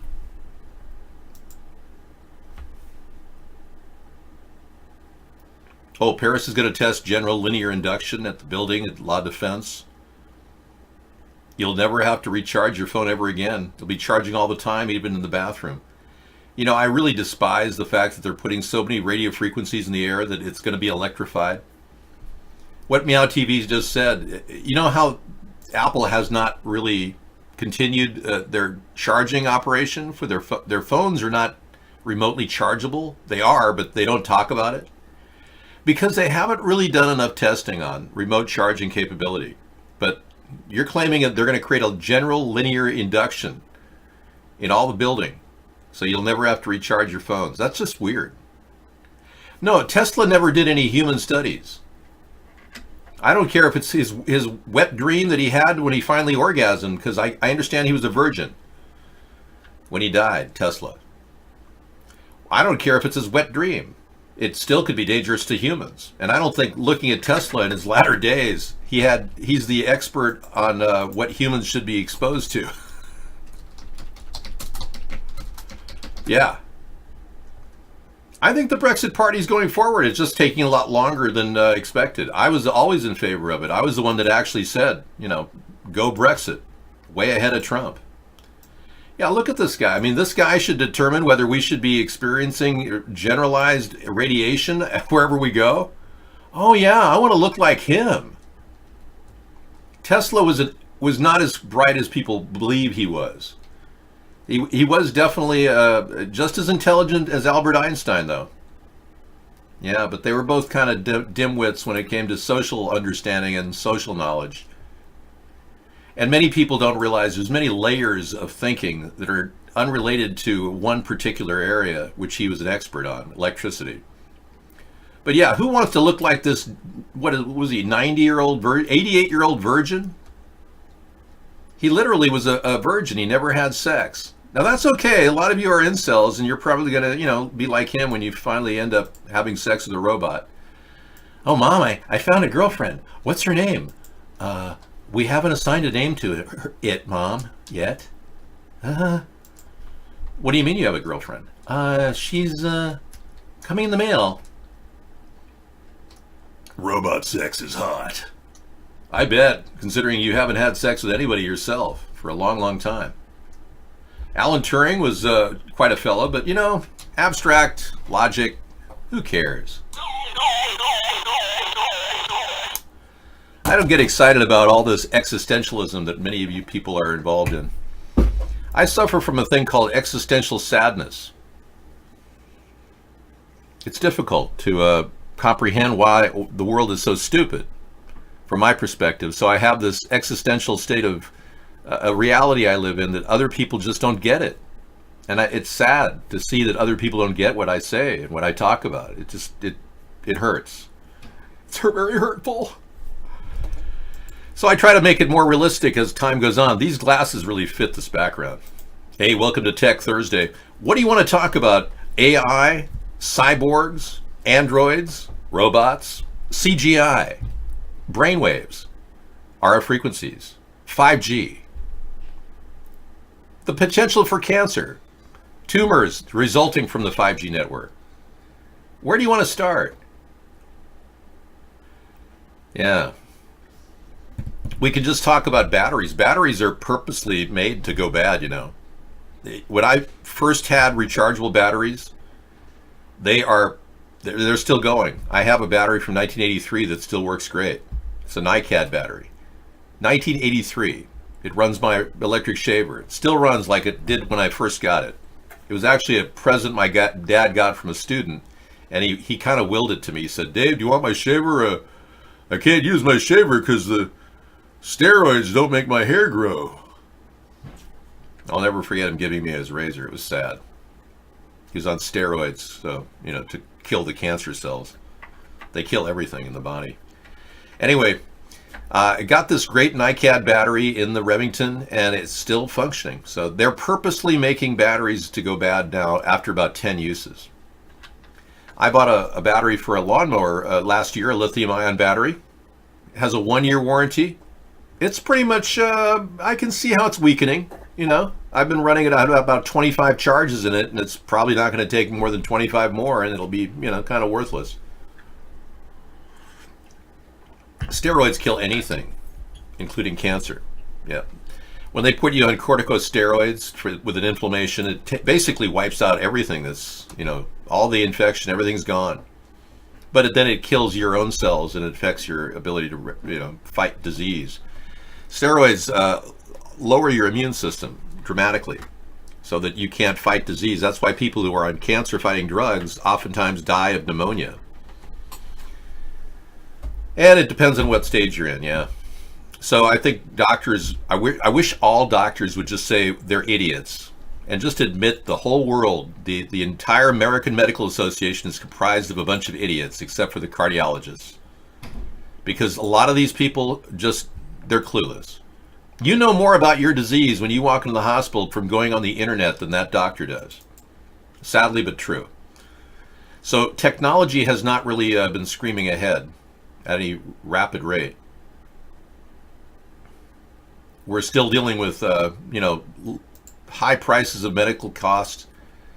This is a mobile medical unit that was created for, I believe it was, there it is, Minnesota's Mayo Clinic. But these types of things could be everywhere. And we could easily build these things in one location in various areas, like Kenworth Trucking could make these. Indiana, we could make them out in the Patrick Metal factories that are everywhere in South Bend.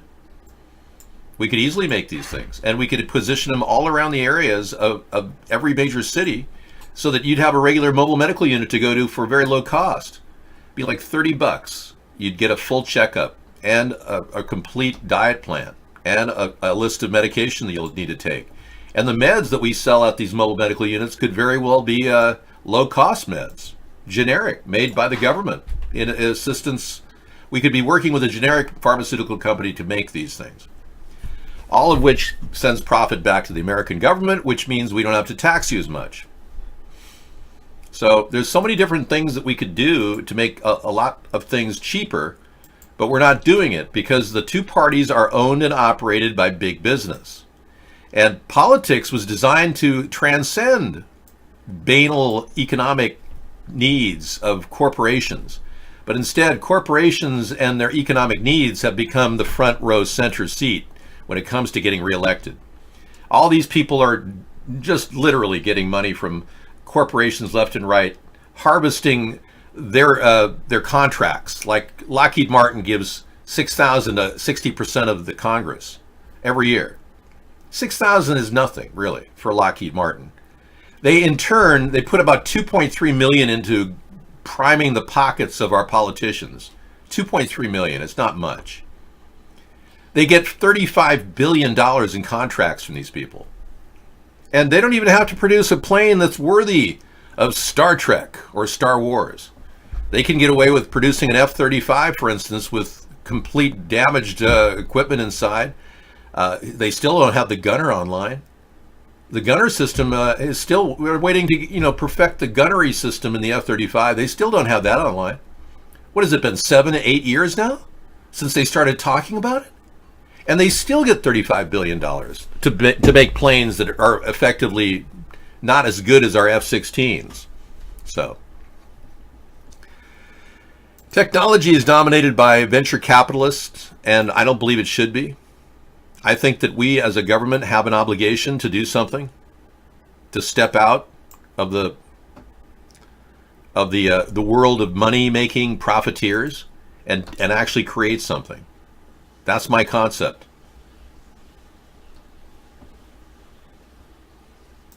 Wow. My online activity is being recorded. Can you believe? That is amazing. Yeah, I'm sure they are recording my online activity. We better go back to the cherry garden. Hey there. Okay, you have a story. Let's do the story of the day. I don't know, this cherry thing is kind of bugging me.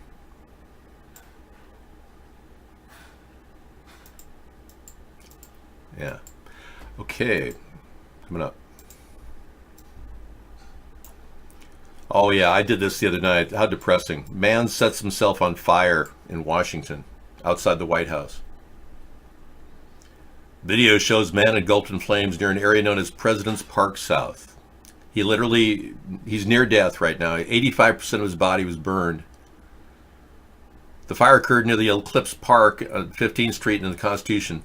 Isn't that where they killed Miriam Carey? Oh, he died? Okay, thanks, Misanthropy. Yeah, I didn't think he'd live. 85% of his body was burned. Okay, so he set himself on fire as a statement of some sort. Did he have a note or something pinned to his forehead in asbestos? That'd be tough. If you want to leave a note, you've got to etch something in asbestos and pin it to your forehead. Otherwise, it burns up. What's the point of leaving a note on a body like that? Oh, it's an official event location and features various prominent monuments. Wow. The White House did not immediately respond to requests for comment. Well, yeah, because the president would say, oh, it was an incredibly bigly fire.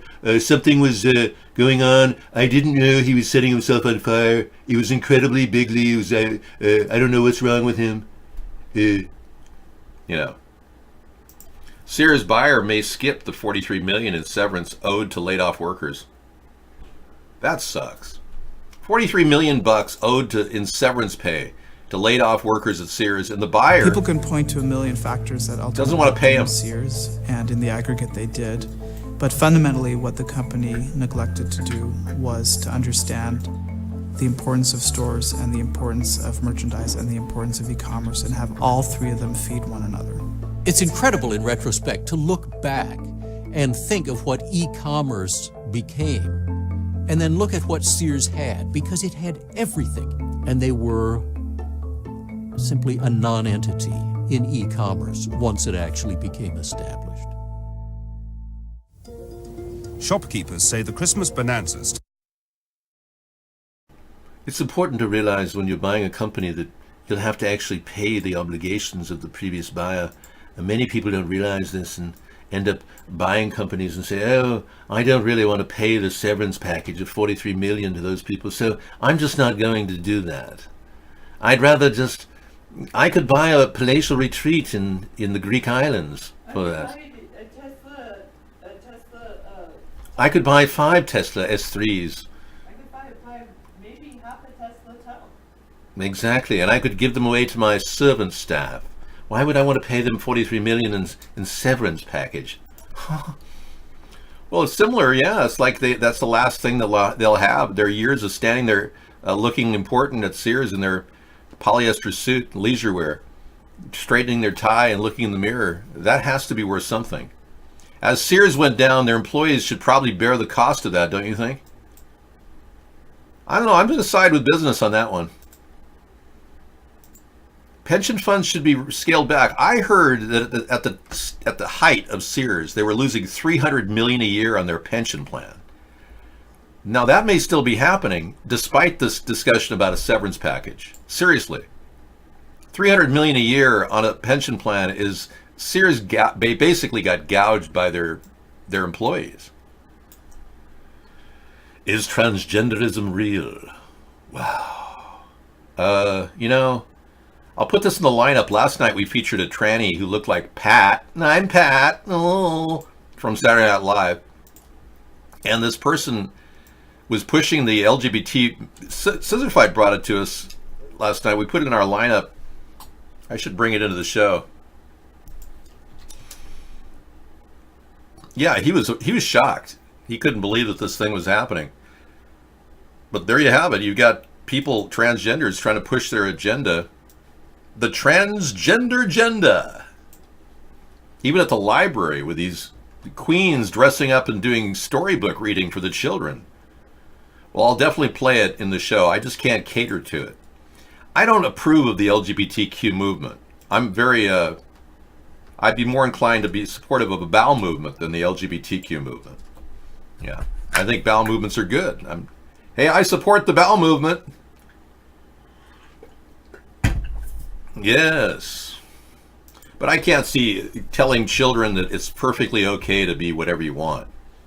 No, you're going to face controversy, and you'll be facing the feeling of being deviant, because technically only 5% of the population is homosexual. I'm okay with the idea of saying this, because I also, unlike Trump, don't want to discriminate against them. The video says it isn't real? Really? Former head of the Pentagon's secret UFO program has some strange stories to tell. Yep, I knew it. I knew they were faking it. This is called the alien agenda. Thank you, says Misanthropy. Yeah, thank you.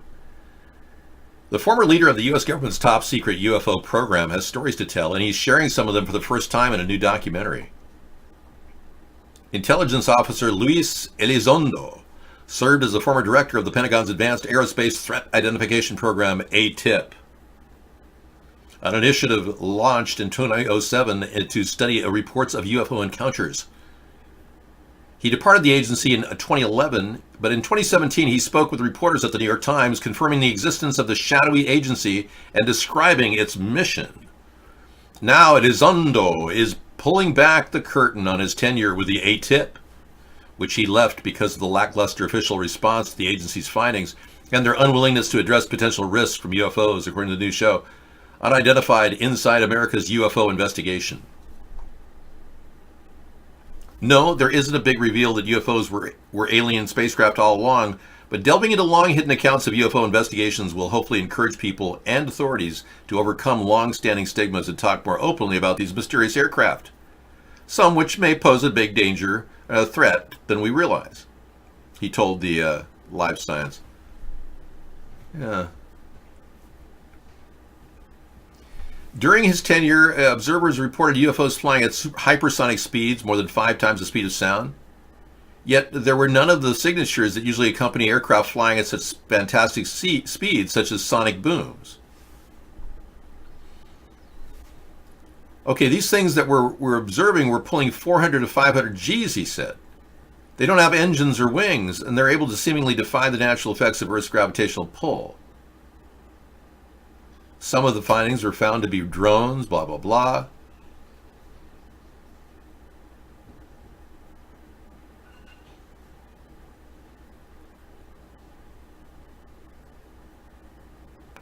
Well, you know, this is one hell of an article about nothing. I'm going to pass on that one. Thank you. Wow. Oh, hey. Okay. The big reveal. I just can't get hooked on the alien invasion thing. We've had 600,000 sightings of alien spacecraft in the past 60 years. 600,000. I've met some of the top alien investigators firsthand way back in the 80s. I've been tracking aliens' existence for the past 40 years. I have yet to see or meet or even see a credible picture of an alien, and nor have you. So with all the cameras in the world, 5.4 billion cell phone cameras, we still don't have a credible picture of the aliens, but we've seen all these unidentified flying objects. So it could be that there is weapons technology that's screaming ahead of what we know today. I believe in UFOs because I've seen them firsthand. I just don't believe in aliens. You like Sakura Batoraka? Okay, we will go to a background for Giphy GIF.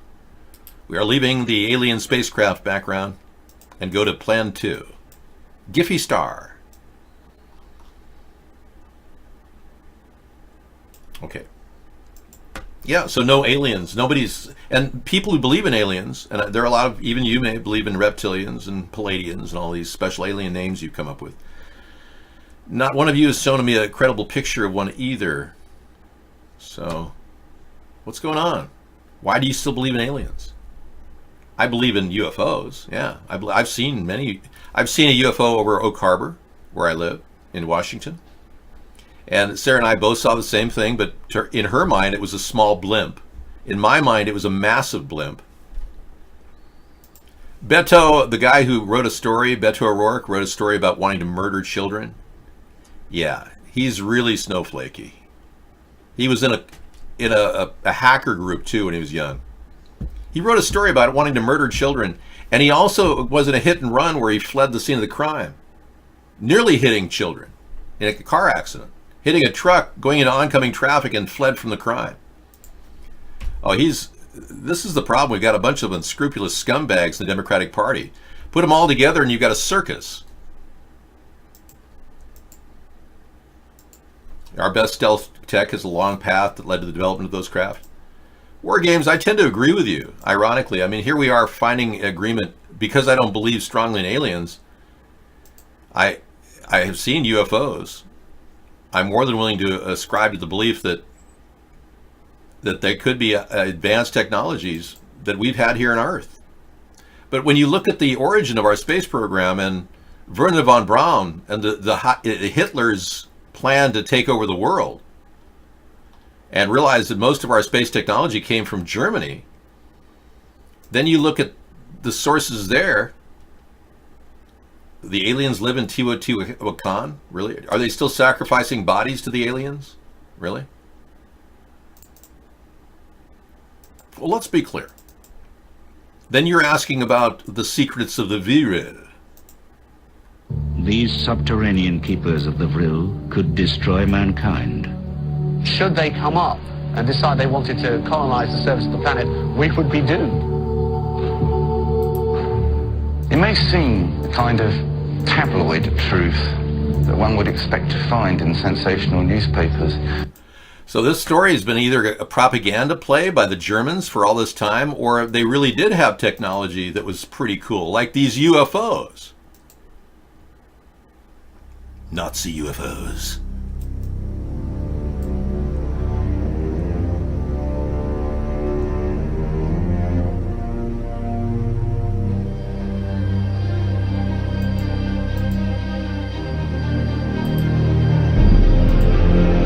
Okay, we have to interrupt this because of the monetization policies by YouTube. They'll try to make money on that if I play any more of that Brahms in D minor. Thanks. So, dealing with the reality that we've been lied to since the Germans were around, maybe we're still being lied to, or maybe the Germans did have some secret technology that we didn't know about, and that Wernher von Braun brought into the country. Would we embrace the Nazis in the space program? But then we ran into a little problem, because we could reverse engineer anything they came up with, and we no doubt have with the TR-3B, one of the most advanced spacecrafts in the world. Take a look at this. This is a rare photograph of the TR-3B.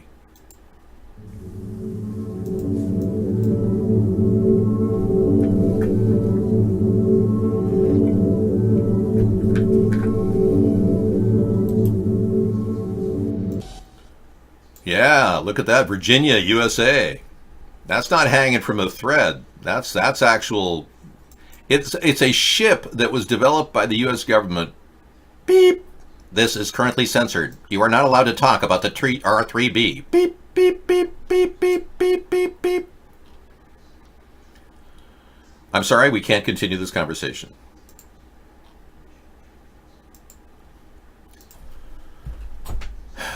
No. You can say CGI. I can say you've been living in dreamland. I've got rare photographs here of the 303B. Check it out. Southampton, UK, June 2008. Ooh, excuse the shaking camera. Yeah. That's a flying wedge. You know, in 2010, the FBI told the Tacoma Tribune newspaper that, now this has been debunked. This is not an actual photograph. This was fake. They've seen the similar picture taken from a different angle. It doesn't show an explosion or an aircraft. But others like, you know, this, you got to wonder, flying wedges. Flying wedges. Now, I saw a few UFOs when I was a kid, 50 or so. No, gummy bears are very bad for you. You could definitely, you should induce vomiting whenever convenient and safe. I saw about 50 discs in the sky when I was 7 years old. And I was so overwhelmed by this experience that I froze and didn't tell I didn't tell anybody at the time. That video is great. And later I finally, you know, told the people of the country that I had seen this. I looked up at MUFON, the society that logs all these events where 600,000 UFOs have been seen. And 200 people had seen the same thing I saw back in June of 1967 over Orange County, California. And this is back when Orange County was just a bunch of strawberry fields. It wasn't a sprawling suburb like it is today. So I looked over the strawberry fields behind my house and I saw this amazing array for about, I'd say about 30 seconds. I went into the other room to try to see if somebody in my house was, you know, nobody had come home. I was like the first to come home. And I looked back and it was gone. But when I did see it for about 30 seconds, I saw it moving around in an array like this. All 50 of these discs were moving like this. Not like a V pattern of birds flying. Because I almost thought they were birds because they had, you know, there were a lot of birds in the area at the time. But anyway, long story short, 200 other people have seen that same thing and logged it in to the MUFON Society. So I'm absolutely convinced that there's something very weird out there. No question about it. And I'm very concerned that it may not have even been of our government origin. That's another possibility. Alien could even be within the possible realm that alien vessels may actually be living within our oceans. That they may actually refuel in our oceans. Because there have been sightings of UFOs going right into the water. So if they wanted to hide, they've got 2/3 of the planet to hide on. Because obviously the oceans take up more space than land. So if you may be wondering if these UFOs are aliens, maybe these people or these alien existence is just some sort of something they want to keep separate, that they're just watching us. That's why they can't be seen. They're just observers. There's that theory too. Cool. Yeah, I'm not the only one who's seen aliens. And Sarah and I saw something over this area where we live. It looked the size of Safeco Field. It was so large. Safeco Field is massive, and it's at that level how big it was, the blimp that I saw. But Sarah saw the same thing, and she doesn't believe it was that big. She said it was kind of a small blimp, and it left the skies as fast as you could even imagine. It literally disappeared within a second. So how can a blimp move out of the sky that quick? That's what I was wondering. So I thought maybe they were using video cloaking technology. But the blimp was about the size of Safeco Field, from my perspective. It was huge. It was massive. I never told you to do pot. I said, don't ever try to smoke pot, because if you do, you'll like it too much. Yeah. So you're being kicked. It's punishment. No, I don't tell anybody that I'm running for president. They just know it. Everywhere I go, people know who I am. Yeah, I'm kind of the talk of the town.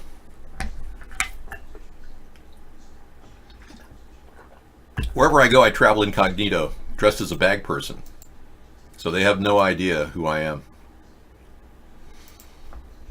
Yeah, I dress in the outfit that looks like I've been on the street for about 15 years.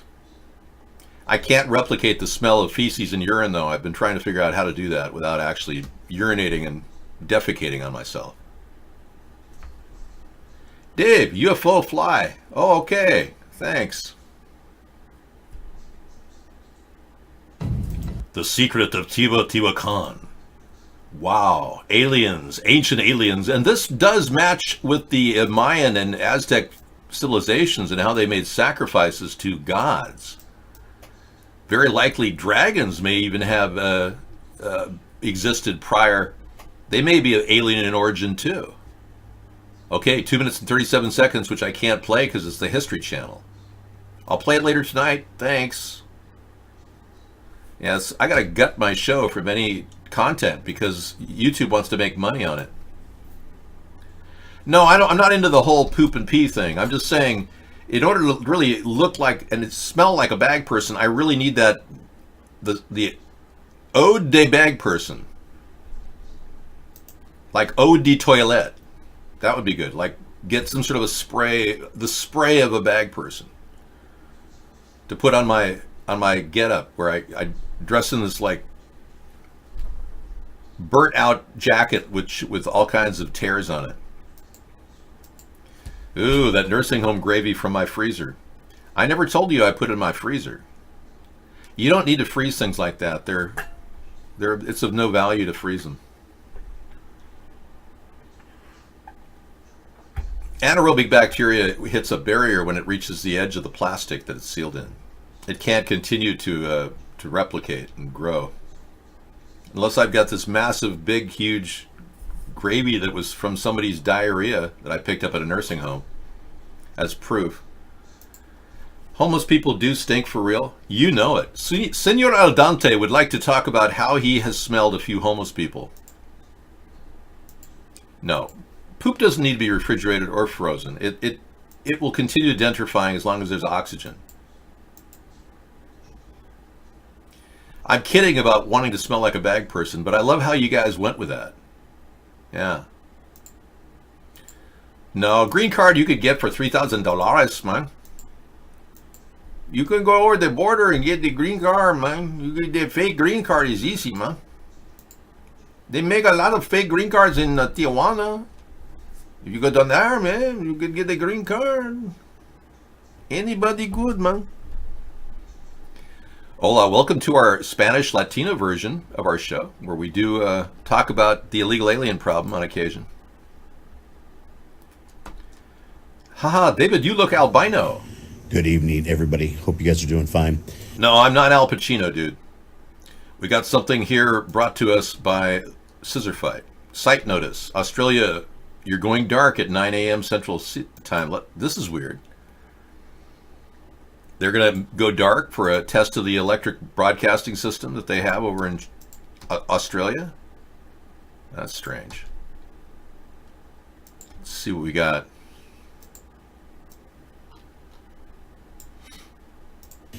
Kind of wanted to put a notice out there for anybody in Australia that I know a lot of you are already gone dark on 153news.net, but you guys will be going... You'll go bye-bye in the morning. I'm going to get a script written up in the morning, and I am going to block all of Australia for 153news.net in order to comply with this e-safety as we begin a reply to them. Wow. And so the reply needs to be a formal legal letter explaining what we believe to be a not real event that is being casted as a real event, and I believe we have enough evidence to do so with all the people on 153news.net who have broken this down over and over and over. And okay, I'll play a little bit more of this later tonight, of course, the whole video. But it looks like they're blocking 153news.net in Australia, and the government itself threatened it. Well, look what they did to PK. That should be an indicator right there, Scissor Fight. PK got threatened. You're dying? What happened now? Are you getting bad words from people? That you're getting sicker? Anita's feeling like she's not doing well. No, Bengalitis. He has a home at iVlog. He's our super op. Yeah. Overdose of your anti-medication? Oh my gosh. You were overdosed ethanol? Well, you need to check into the hospital immediately. On unemployed office janitor. Yeah. All right.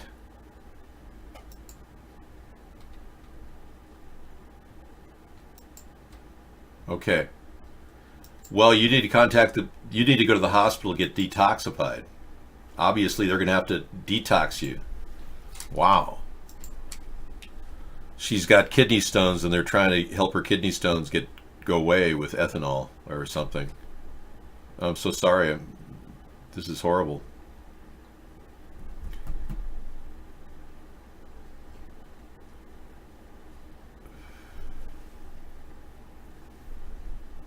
Well, we feel you're better here, is a better fit for you, I Love Fries. Yeah, and he doesn't mod here. No, we have no mods here. Yeah, I heard apple cider is supposed to be good. Yeah, there's all kinds of, holistic solutions that they talk about.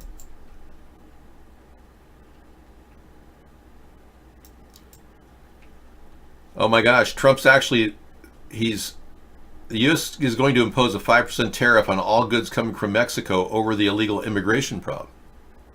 So here he is going out his threats of tariffs left and right against countries that, don't really need trade barriers. But since they won't stop the illegal immigrants from coming over the border, like Obrador could even handle all those poor people trying to get over the border, it's ridiculous to ask him to stop them.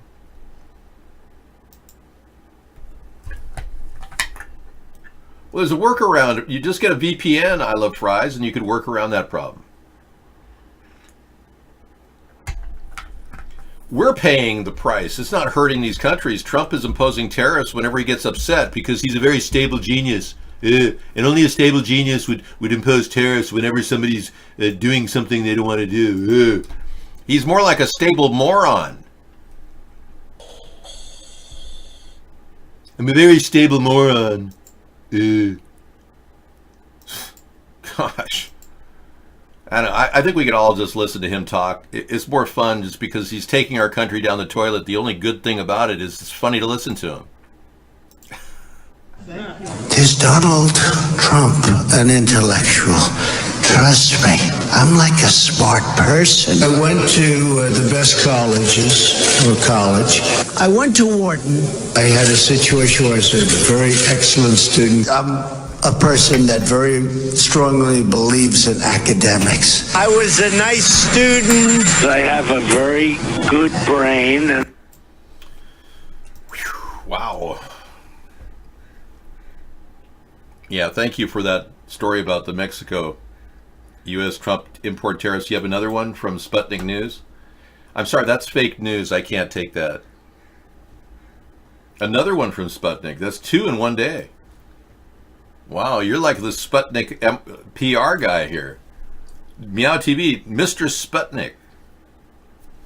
Yeah, I think this is insane. Mexico pledges energetic response to Trump's planned import tariffs. Well, they could do a lot of things. They could do what they did when President Nieto dumped all kinds of sewage into the San Diego Bay Area. Oh, it is follow-up on the story? Okay. It would be catastrophic if Trump lived up to his threat of introducing tariffs over migration. That is why Mexico will not sit on its hands until June 10th. If it happens, we'll have to provide an energetic response, Seed told reporters on Thursday. The diplomat called Trump's decision on new tariffs an ice-cold shower. Trump said Washington would impose a 5% tariff on all goods imported from Mexico beginning on June 10th that will go up to 25% by October, unless Washington's southern neighbor alleviates the illegal immigration crisis. Wow. Boy, he really is that dense, isn't he? He doesn't realize that it's like a force they can't even stop down there. Wow. Oh yeah, we're not happy with Joe Biden. They're both Zionists. Biden is a Zionist, and so is Donald Trump. Yeah, it's like one Zionist versus another. We're not really going to extract the Zionism from our government unless we get a new candidate like me. And Beto, I don't trust a guy who wants to murder children. I can't trust that guy. And that Pete Buttigieg, anybody named Pete Buttigieg who acts like religion is more important to him than anything else, and who likes to have sex with other men, there's something wrong there. Seriously hypocritical. Well, a lot of people have been exposing the Zionists. I'm not the only one, but I'm the one who's going to actually do something about this. I'm going to take the power of lobbyists away by introducing a flat tax of 10% on anything over $50,000. You know, I'm also thinking of completely eliminating the income tax for people who are getting their withholding tax in their payroll. Your employer could file your income tax, anything over $50,000, but the 10% flat tax is something that will actually eliminate all of the lobbyist tools that they use. They use tax credits and deductions to get government employees to, give perks to corporations. And a 10% flat tax could veritably be paid in a lump sum at the end of the year by the corporation, and your employer could pay it for you instead of you being bothering to even fill it out. Because all you have to do is fill out your work stubs and apply it. I mean, they can do the math at your job. This is ridiculous. A racist Trump-tired campground manager wields a gun toward a black couple. Wow. You can feel the intent behind it, and so I felt it. I felt the heat from it. I felt it in her eyes. I knew exactly what it was. Jessica Richardson says she and her husband were looking to spend the holiday weekend picnicking with their dog, possibly even renting a cabin. She says they Googled a nearby Campgrounds of America location and decided to drive there. And that's when things took a turn for the worse. She jumped out, and the gun was pointed at me, my husband, and our dog. It was just pointing at us. And one finger was on the trigger, the other finger was on the on the lever. On the lever of the revolver. Richardson says that's when she pulled out her cell phone. The woman holding the gun identified herself as the property manager, but her choice of words were less than professional. She was just like, get, you don't belong here, you don't belong here, you don't belong here. Richardson says the confrontation was shocking. Time stopped, everything stopped. Yeah, I was confused with what was going on. Right. I mean, we ain't like we were supposed to threaten anybody. We're out there walking our dog. There's nothing harmful about that. The fact that she used get like we were a dog. You say get to a stray dog that's on your porch. Okay, that's CBS News. I can't show that here on the show. This could be monetized. Thanks for reminding me.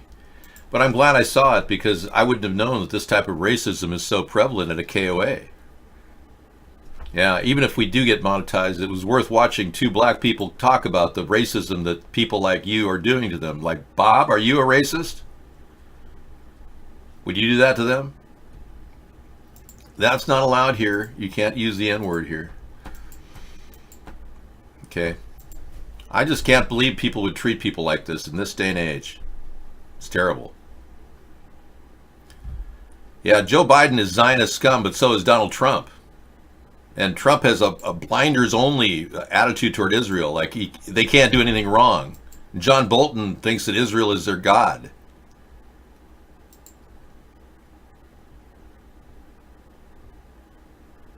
I don't do prank calls, man. So it's denigrating to the people receiving the call. I don't do heavy breathing calls like, where you get in there, hi, how are you? I don't do those things. That's right. I don't lead women on. There's a guy on the internet, I'm not going to name his name, but he calls up prostitutes and says to meet him at a certain hotel room. And he literally gets these women to go to a hotel. He thinks that's funny. The woman gets there and there's no John. Well, I'm not going to name names here, but it could be anybody, any pervert out there. Yeah, and you know who I'm talking about. I'm not going to lighten up. I'm not going to prank anybody. You people don't have the decency to call up and talk about issues. I'm not going to prank people. Okay, good. Yeah, in the early days, that's what he did. He called up prostitutes and had to meet somewhere, and he wouldn't go. He can do whatever he wants over there. If Scissor Fight wants to impose a ban on I Love Fries, he can do that. It's up to him to pull that off. He's a super op. I think I got 2 calls, real calls last year, yeah. Yeah, this show just didn't turn into a calling show, even though we have a number, 707, your ATP, in which people can call up and talk about the issues. It just never evolved. When we went to Skype, I opened up Skype last week, even called Howie, and he didn't even get on the phone. It's like, dude, I opened Skype with a VPN for security just to talk, and you wouldn't even talk to me, man.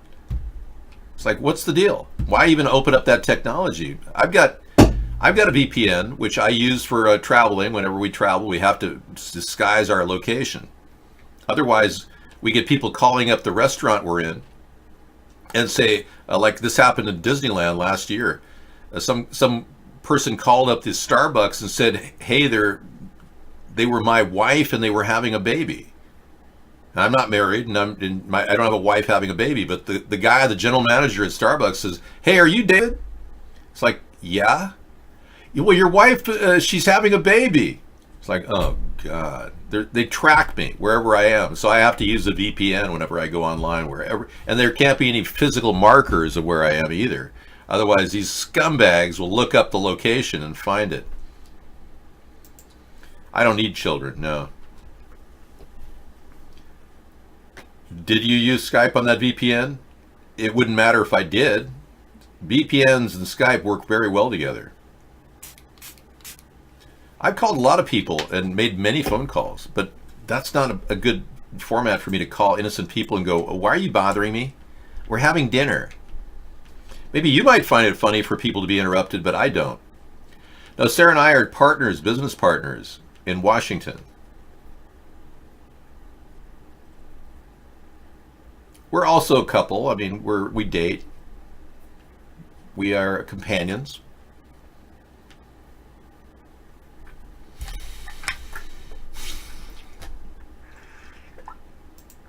Well, hopefully I won't be monetized for that, but you never know. Who cares?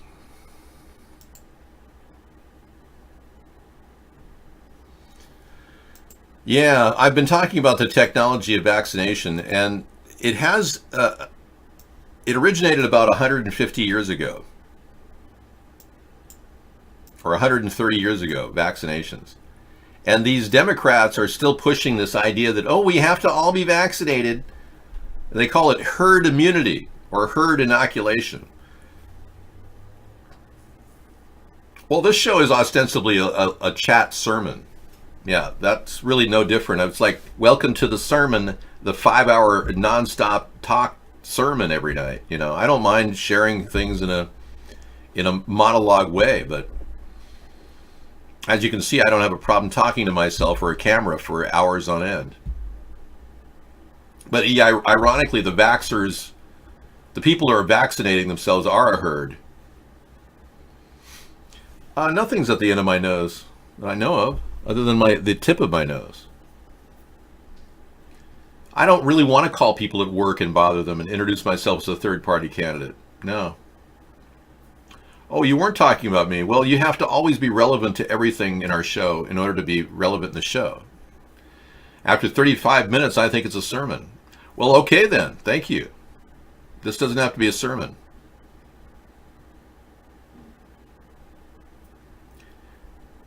I don't think hookers want me to call them and be ridiculed by a person. No, that's not, I'm not a part of that hating women club that you guys seem to be a part of. Oh yeah, biggest measles epidemic ever? Are you kidding me? We don't have the biggest measles epidemic in America ever. There's only like 600 people infected, mostly from illegal aliens. And let me be clear, not one person has died of the measles in America. And they're talking about it as an epidemic. Some doctors argue that the measles build your immune system and that you should just get them and deal with them. People die from the measles overseas when they don't have proper health care. They get pneumonia, or in some cases, neuroencephalitis, which is deadly. But that's because they don't have proper health care in other countries. People aren't dying of measles here. Okay, Sarah's going to come in and let me have some dinner. Let me clear chat. This is ridiculous. Could you repost that link that you just put in iBlog? I think I got it. Oh yeah, I have it. It's Site Notice Australia. You're going dark. So this company 153 News is being charged by Australia. They're going to cut their electricity to the company. Somehow they're going to block 153 News, and now 153 News has to fight their position and decide whether to pursue the truth and show evidence of the truth, or face the block from Australia.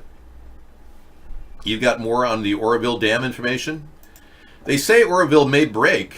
Hi guys, it is... Okay, never lose truth. Now you're grabbing her, you must really like her. Yeah. He's grabbing her. Female voice, yeah. Well, Misanthropy likes her for some reason. She's an older woman, but she tells it like it is. And she talks about how the Oroville Dam may be breaking and we don't even hear about it. May 30, 2019, this heat wave, boy, this early heat wave is knocking me out. And okay, she's dealing with an early heat wave in her area of the country. She probably doesn't think it's global climate change, even though it is. No, she actually is tuned into the chemtrails causing global climate change. That's the story I'm pitching. That it's just not us and our cars and our automobiles and the livestock and flatulence. It's chemtrails. That's my official position. You don't have to agree. Yes, thank you. All right, I'll see you in a bit. Thanks.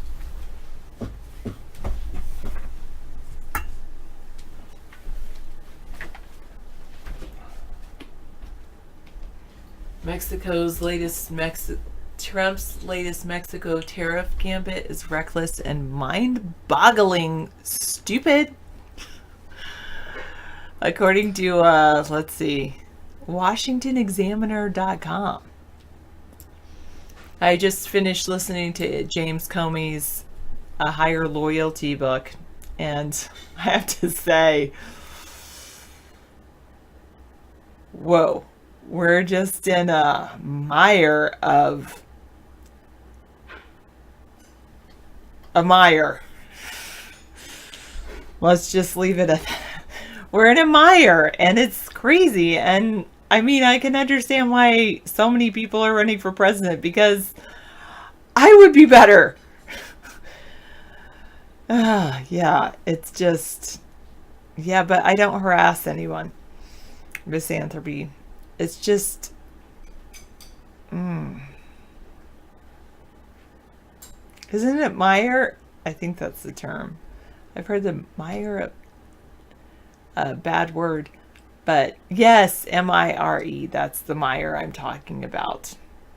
We are in an M-I-R-E mire.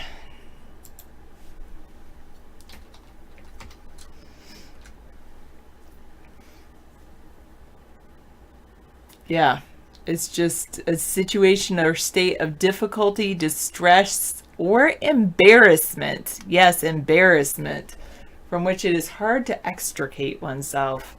I am embarrassed for our nation that we have the person who's the person that is our president. I am embarrassed that he's our president, especially after listening to that book.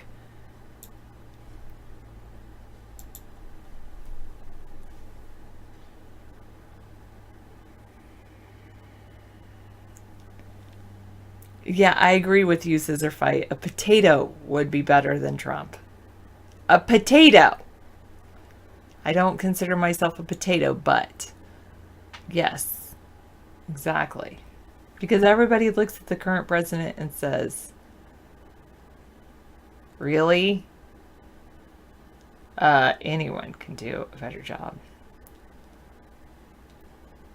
You're embarrassed that people still think the position of president even matters and that this is all real. Well, I mean, the position of president would be that, yeah, I have way more respect for James Comey after listening to his book, and I recommend you listen to his book, than I do for our president.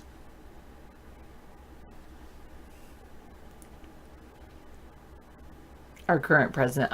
I still respect the role of the presidency, or the office of the presidency, because I believe the idea of the office of the presidency is to be able to be in a position to get the best people working in the best positions.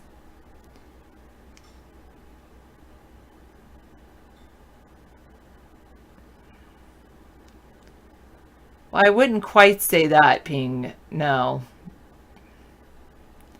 But I would say that it was enlightening to listen to his book. Nothing ever really changes. Yes, I can. Russian collusion in the election process, that's one reason to impeach Trump. A second reason to impeach Trump has to do with lying.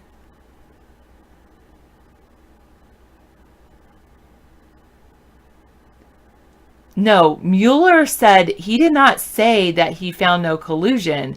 Mueller said that he is not in the situation where he can indict the president or charge the president with criminal misconduct, because only because a sitting president cannot be charged. That's it. It's not his role or his responsibility to charge a sitting president. He can investigate him till the cows come home, but he can't do anything. The only people that can actually impeach him and then try him is Congress.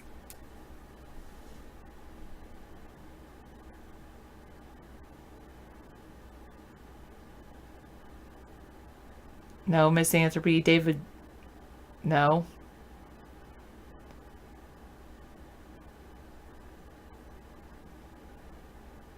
In relation, what are you trying? Give me the exact quote that you're referring to, Mad Dog.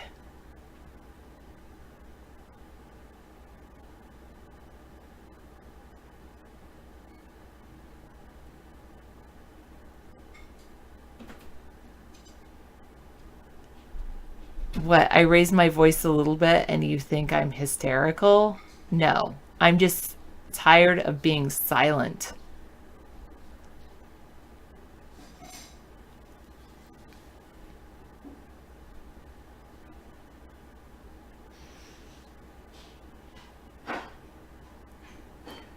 Mueller may have known on day one that he could not charge a sitting president, but he can investigate it.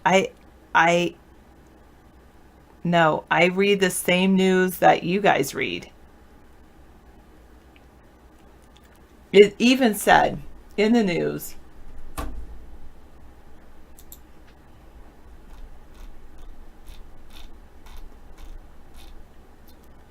Mueller said if it were clear that the president committed no crime, we would have said so.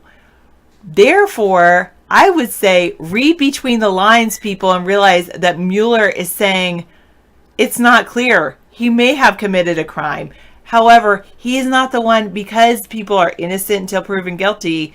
The Congress can impeach, and only Senate can actually have a trial.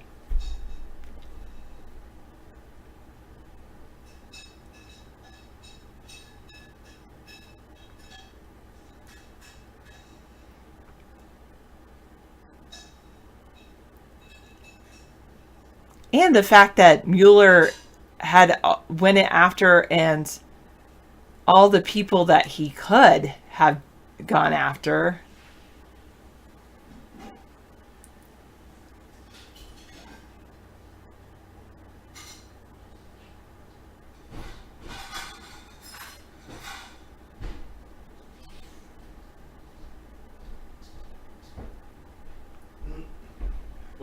with me is he thinks that he can never ever testify, and he can tell people he can never testify when everybody has to testify if they have to. I don't think he's saying that. I think he's saying, read the memo, Congress, and then you can go from there. Yeah, I know, but still his hands are tied. He can't do anything more. No, I know, but if he didn't do enough and he didn't follow enough leads, he's in prosecutorial neglect. And as a special investigator, he has the obligation to testify on any account that he's already presented in the report. Say he didn't do enough to look into Donald Trump's background, like he didn't pursue Paul Manafort's second trial involving money laundering. That's a gross case of prosecutorial neglect. Not pursuing a money laundering case, which would have revealed lots of Russian ties to Donald Trump, is a gross case of prosecutorial. He needs to testify, and he will have to be charged with a crime if he didn't do his job. I think when he was saying that he didn't say, I didn't read that he said he won't testify. What he said is his testimony won't be able to bring anything further to evidence than he's already brought to evidence. Okay, but I'm arguing that he hasn't done enough investigation. That's what I'm arguing, that he didn't do his job. And I can cite numerous instances where he failed to deliver. Now, that's a separate issue. But the fact that he doesn't want to commit to Donald Trump's innocence shows a lot. It really does. The fact that he doesn't want to vindicate. Yeah, he's not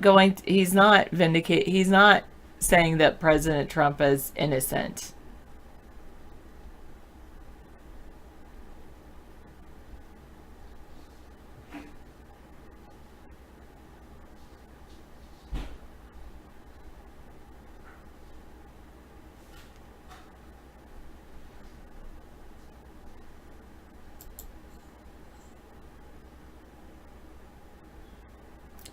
Yeah, you're right. He resigned. He's a citizen now as far as Mueller goes. A non-disclosure agreement applies, though, because he's not in power to reveal classified information.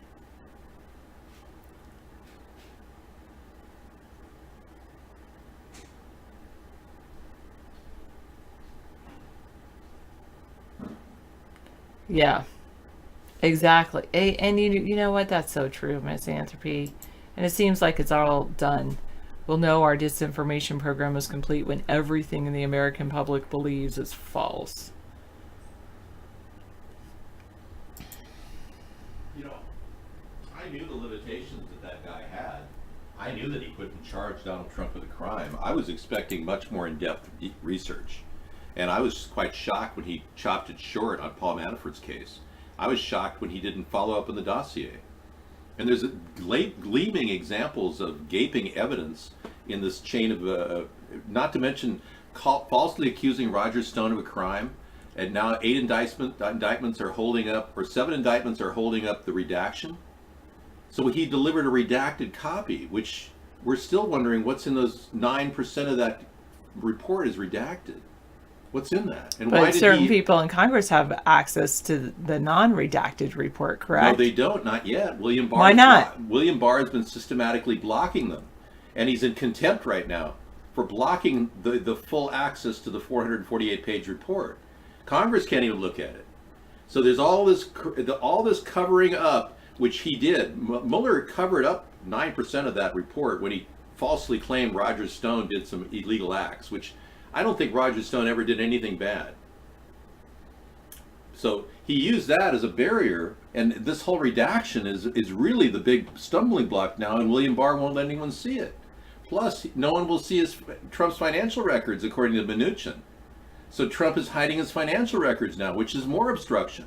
And Trump said he's not even going to talk about anything with the budget unless they stop investigating, which is illegal. You can't tell somebody to stop investigating you. Trump did. Trump told our Congress that he won't talk about the budget or the infrastructure plan if they continue investigating him. Well, that's basically what he said to James Comey. Yeah, I know. I mean, he asked James Comey to stop the Russian leak within days of him being inaugurated. I mean, he obviously knew there had to be collusion with him with what he said to Comey.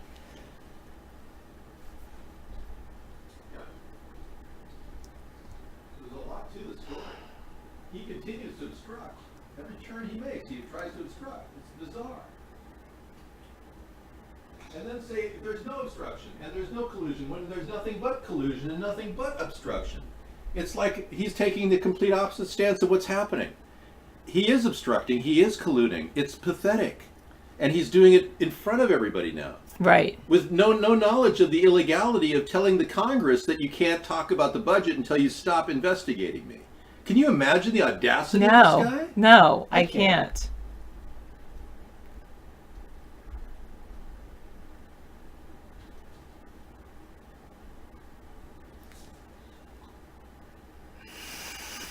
Your brain JFK's out of frustration. Yeah, exactly. Right. Exactly.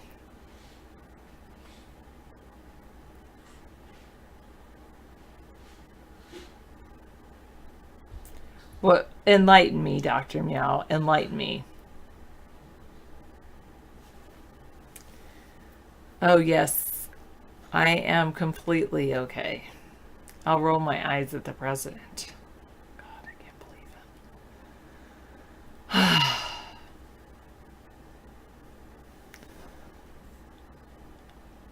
it. I did like James Comey's idea of like call for ethical leadership. I did like that. I believe in entering discussions and entering things with an open mind.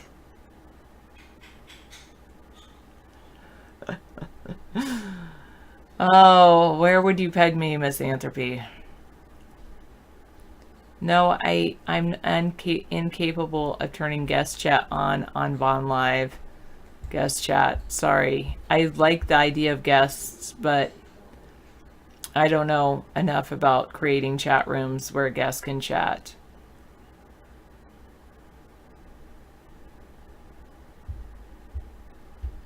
Okay. Can I ask one question, Dr. Meow? The one question is, nuclear?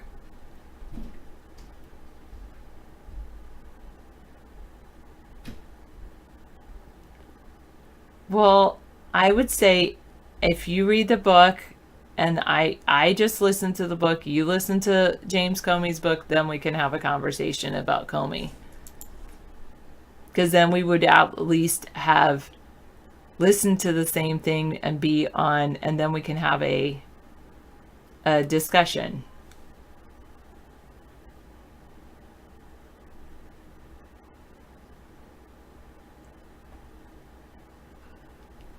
Isn't it for me, it's weird when I finish everything on my to-do list, or at least get close. Then I'm like, oh, goodness. Then I'm almost thinking of things to do. But I actually do have things to do. But yeah, I want to get to the point with my classroom that everything's organized. That's my next step. But then I don't want to stay there the whole time. So I like the last couple of nights I've left at work, which is, they say that Americans have a hard time doing that. I'm definitely one of those people that have a hard time like relaxing and not working.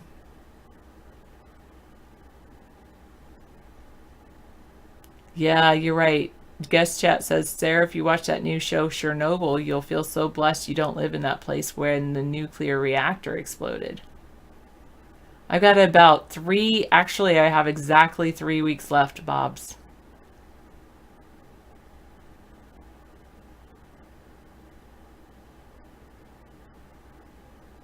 Yeah, true, it's Grabs.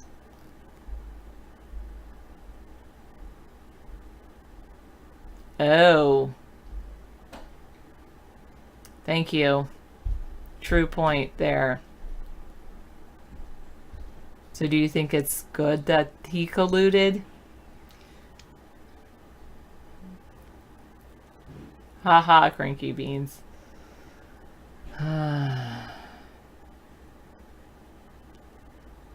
Yeah, 3 weeks left till summer here. Actually, we get out the first day of summer is actually my first day of summer break. Okay. You're probably right, Dr. Meow. You're probably right. And whatever he wants to do in the privacy of his hotel room with whoever he wants to do it with, oh well. Yeah, another 3 weeks, so June 20th.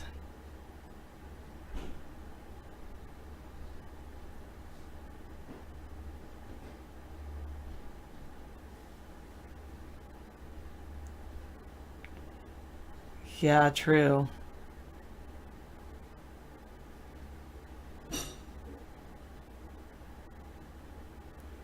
Yeah, Dr. Meow said he was out there in Chernobyl.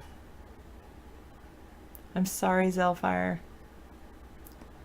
Actually, I'm not going to go to the school to take care of the worms. Usually I did last year, but I think I fed them enough, and there's a whole bunch of baby worms that just hatched, and there's plenty of food for them.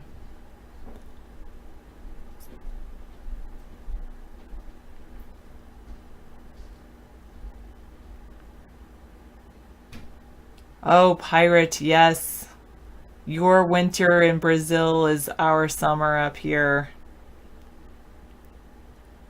I don't like 60-degree Fahrenheit weather. That's like, oh, I'm always so cold that time.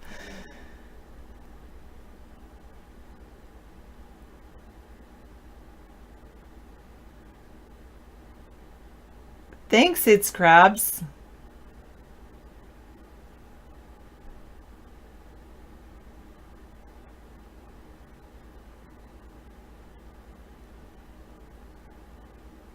Well, that's what I was saying. Is that an agreement, or are you just copying from some website?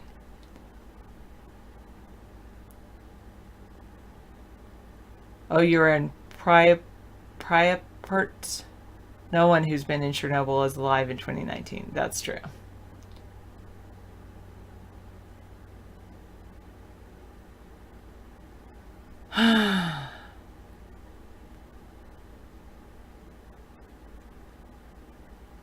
I'm glad we stopped. Oh, I will try to stop talking about Trump. Sarah, I'm into science. Check out this show, The Hot Zone. 6 episodes based on reality about Ebola.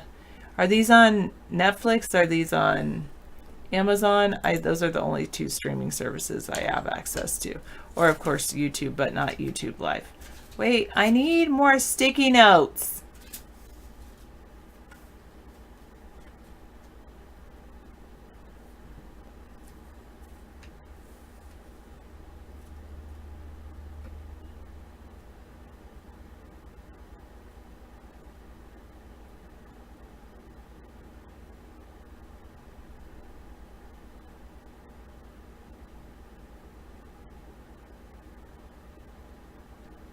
I don't know if he does have power as president to end an investigation.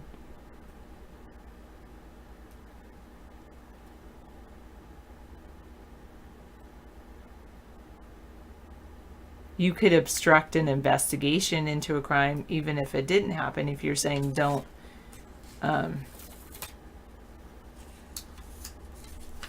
investigate.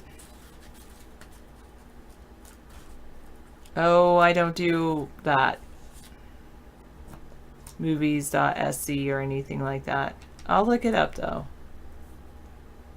Hot Zone and Chernobyl.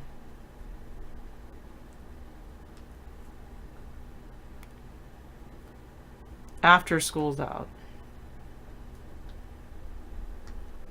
I don't watch TV usually on school nights.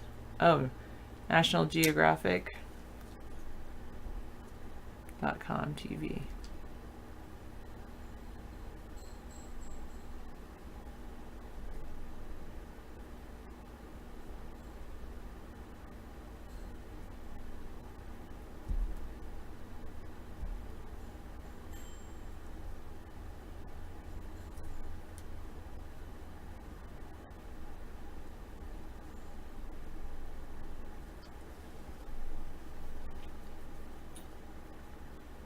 Dr. Meow also said Hot Zone is about Ebola, quite accurate too.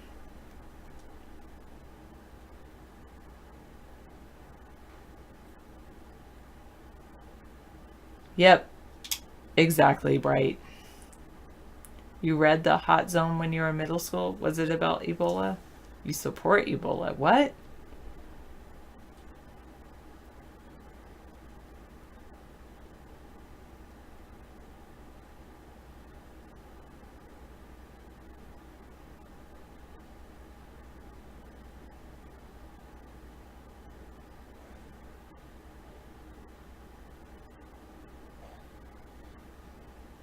No, I don't do that, Zellfire.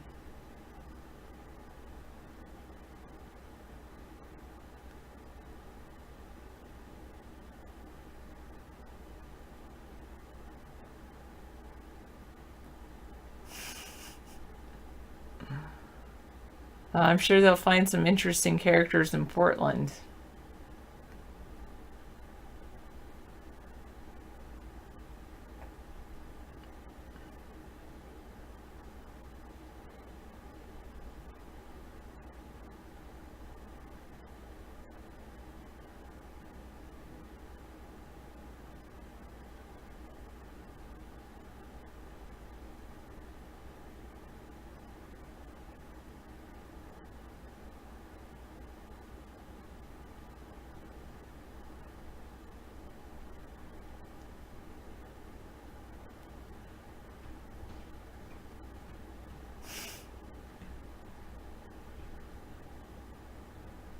Yeah, he is.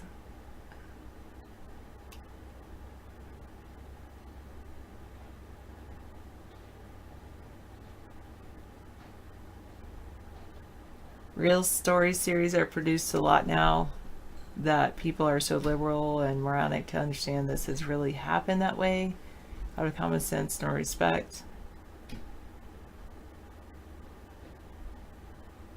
The Rainbow Warrior, and what was it, right? What?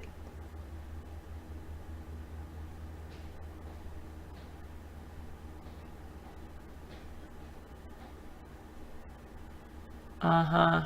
Sure.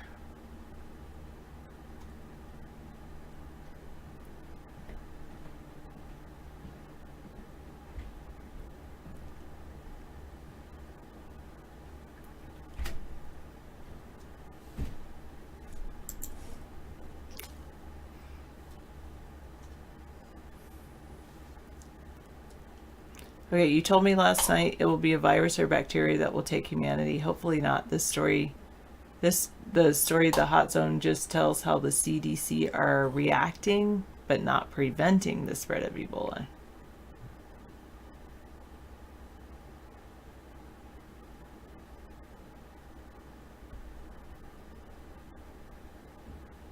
I think you're right, War Games.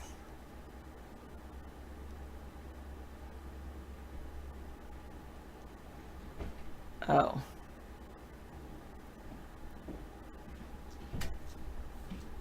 I like that it devolves into that whole ad hominem attack, right? Name calling. It's just really bizarre. Yeah. Just post the link to the article. No, I think he's written this in a document.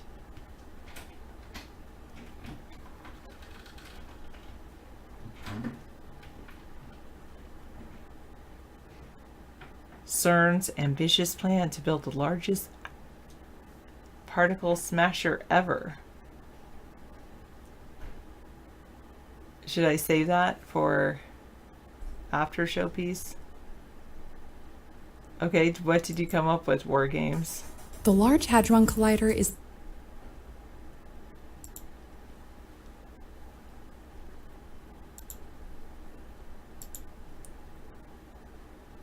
Oh, Real Clear Politics? Okay.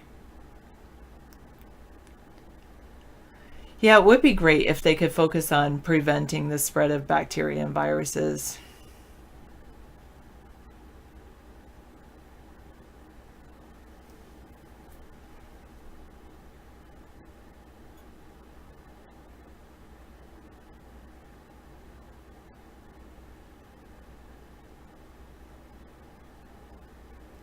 There's 47 viruses on Earth that can exterminate us totally if they're released or weaponized. They're category 5. There's not even one lab above category 4, and category 4 is Ebola, Lasha, Antha on Earth. Wow.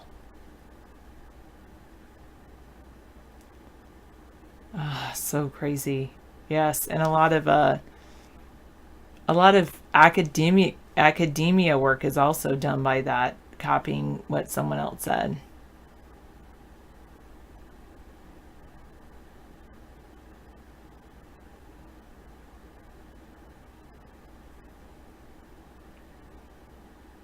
Oh, Ebola evolves fast. Is that in the Hot Zone show? Okay, good. I'll look into it maybe this weekend.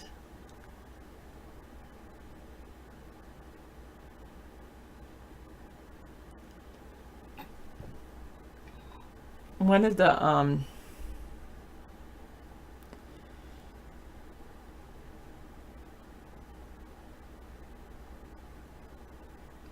what was I thinking? Never mind.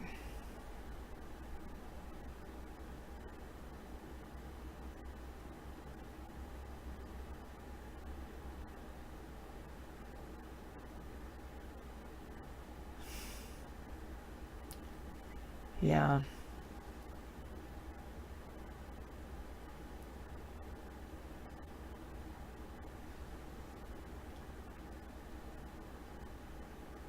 Yeah, that's really quite dangerous. True, Dr. Meow. 47 of them?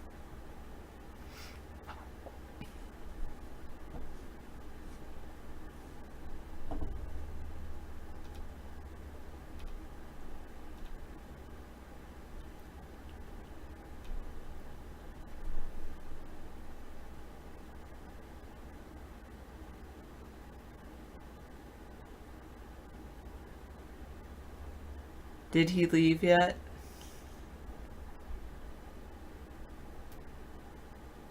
That's so true. Like that article I was reading, or blog post I was reading last night about how to have a debate with someone and how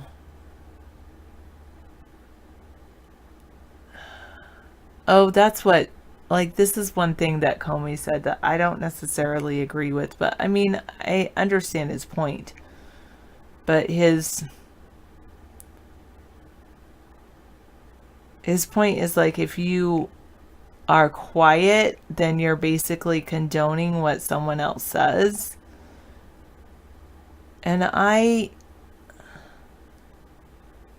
disagree with that. Well, maybe I don't disagree with it, but I do it a lot. I mean, I'm silent a lot, even when I disagree. And does that make me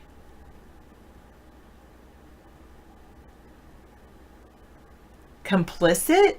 That's what I disagree with. I don't feel like it makes me complicit in the argument if I'm in or supportive in any way if I'm silent. I don't believe that, and I said this last night, is that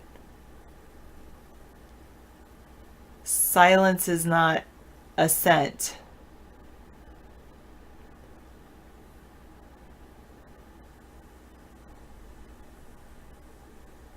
Huh. Well, it would be like releasing Pandora's box. Wouldn't they be killed if they tried to release it, Dr. Meow?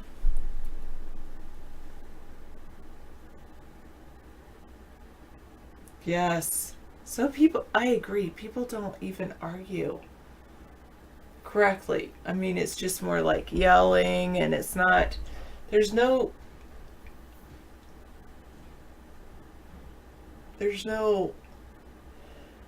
trying to listen with an open mind. Oh yes, it is the Pandora's box.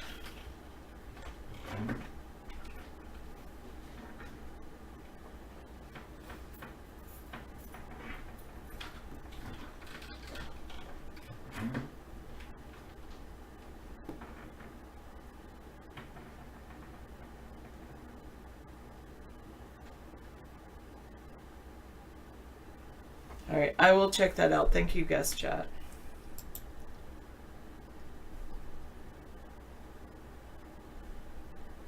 Ha! That's a good quote. I like it. Better to remain silent and be thought a fool than to speak and remove all doubt. But it's not.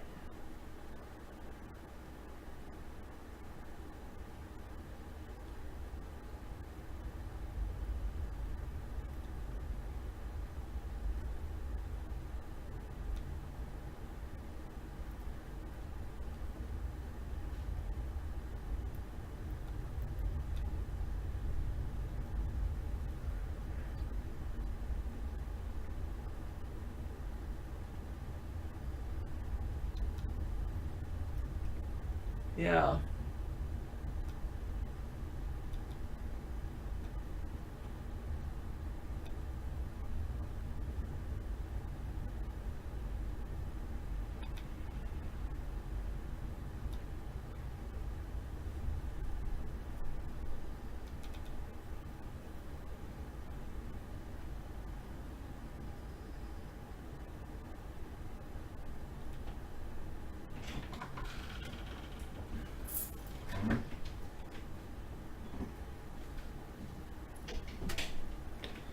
Anyway.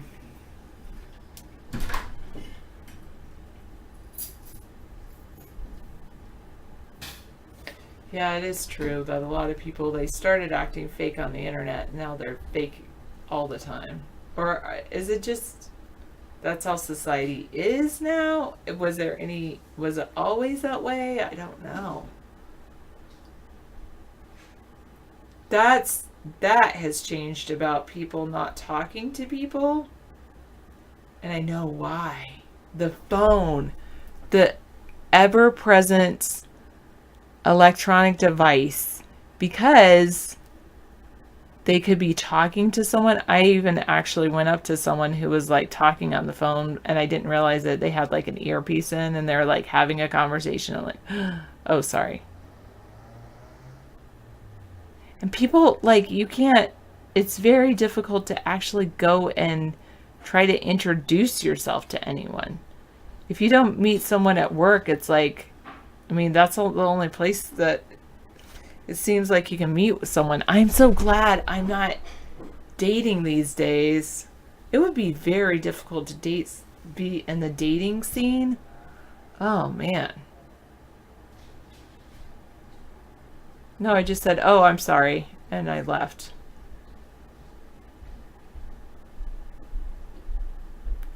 People won't talk to you in the first place if you're not part of their cult. And then it's like, in order to meet friends, you have to figure out which political venue you want to join and which causes you want to fight for. And then you have to actively go out and seek places where they meet and get together. I mean, especially if you're not religious, like I'm not religious. So, I mean, a lot of people meet at church. A lot of people meet at work. Or I guess they meet at their, like, gatherings of political events. And then it's like being part of that crowd, like you said, the cult or the crowd. And, oh, it is true. It's like, why aren't people friendly anymore? It's so true. Yeah, it's like, hello. And if you do say, hi, have a nice day, like, people just totally, they don't even respond. They don't even smile or, like, respond. It's kind of weird. Well, they're heavily induced with fluoride and lithium, so I wouldn't worry about it. You know, they're not that able to respond. I mean, maybe the thing is, David and I, we met online. Maybe it's easier to date that way these days. But it's really kind of difficult because, like, chat rooms like this, I think are mostly men, unless all the women leave when you leave. I don't know. And I'm just... No, they're like, you got the mob. She's at iBlog. She is a lesbian. She's attracted to you, and she likes to listen to you. And you're not lesbian, but, you know, she's there. There are a few women here. Anita is struggling to stay alive. She just had a major overdose, she thinks, of ethanol from her kidney stone operation. It's just so we have a few women here, but It's not like a date site. No, we don't like hook. And I think the reason why people come to a third-party site is because they are anonymous. They want to be anonymous. I mean, I don't care if we don't meet face-to-face. As long as we share ideas, that's all that matters. You come in here randomly, there you go, because you want something to do. Which is, everyone comes to the show for a different reason, but to hook up, no. I don't think people are like dating from this site. Not that we want to even get into that scene. Well, and I think a lot of people are standoffish because we live in a society that is becoming more, like we said earlier, collectively separate. We all have a shared viewing experience of video on demand or whatever other entertainment we want, diversion. Yet we come together to talk on occasion, but it's like we're living separate lives, but they're the same lives. There you go. Kiefer Boy just wants to stare at your beauty. Yeah, it's video on demand. It's life on demand. And we all just choose to have it our way. But when we want to get together, socialize, that's hard to do. Because we're in a passive mode. Most of us are watching. Yeah. Watching is the word of the day. For most of us are watching life. I think it's also people don't have conversations. Right. It's very difficult to have actual conversations like give and take, and it's more like people are just talking constantly at each other. They're talking at each other, right? Not with each other. Yeah. It's like, yeah.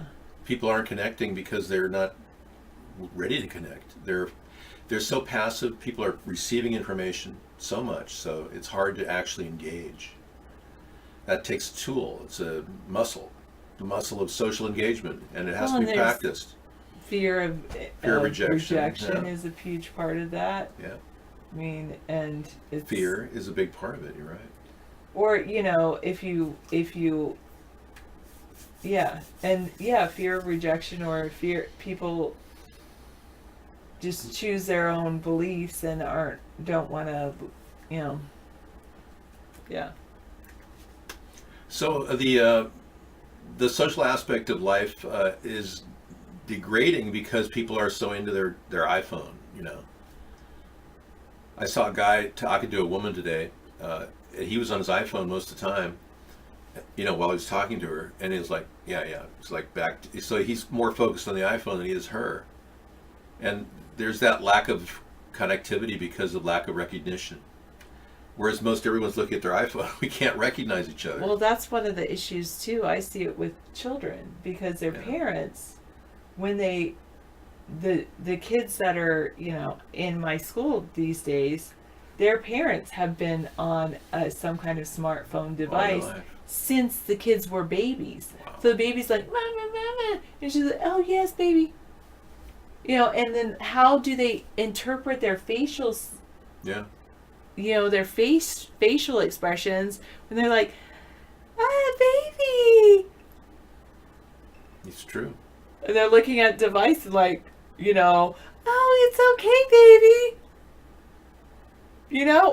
How can a baby interpret? They don't know what the person's doing with their hand. Yeah, their hand or their face, and it's like, are they looking at me like that? Is that supposed to be a happy face? I mean. Well, in a way, I grew up in a world like that.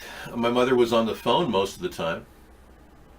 My mother was a secretary in life, as well as many other hats she wore.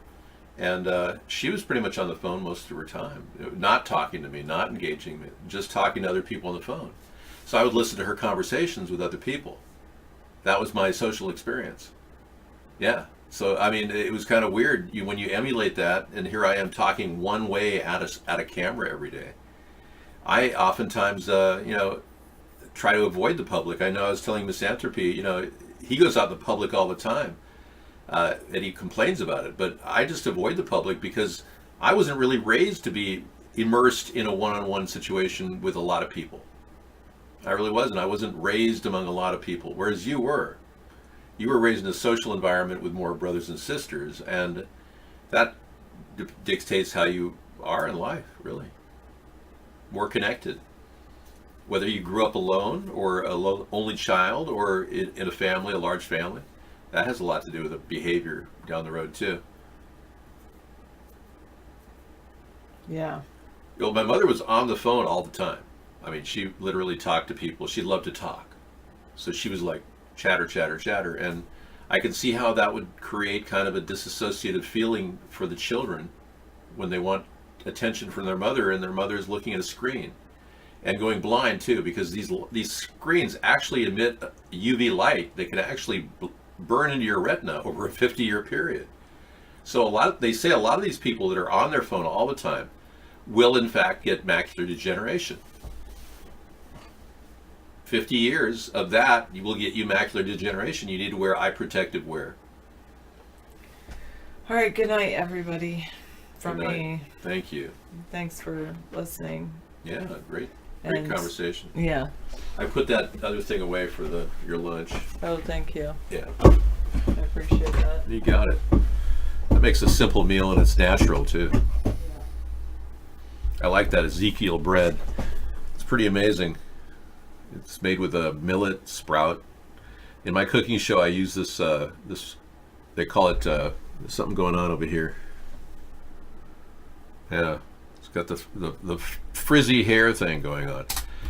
I made a super healthy wrap, and I used curry, and I used turmeric, which is in curry, which I used extra turmeric, and peas and cabbage and canned chicken, breast of chicken. And I brought it all together with the cabbage and everything and just threw it inside this Ezekiel bread, which is incredible stuff, sprouted wheat, organic. And just let it all sit together. And it made an incredible meal. I just steamed it. I didn't like fast cook it with grease and everything. So, yeah, average macular degeneration can start around 60. Well, the phone will have a lot to do with it. When these kids who are 30 right now get to their phone age, or get to the 60-year mark, they're going to see major problems.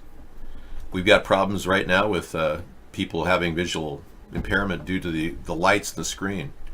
Now, at 9 o'clock, my screens go from bright to dim in 1 minute. I've got it set on a timer. Where Senator Obama exited the limousine with $250, which was provided to him by me.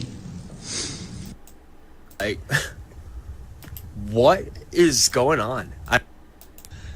Hey, do you ever wonder, like, what is going on? I mean, like, do you ever, like, wake up or do something and you're just like, what the fuck is going on?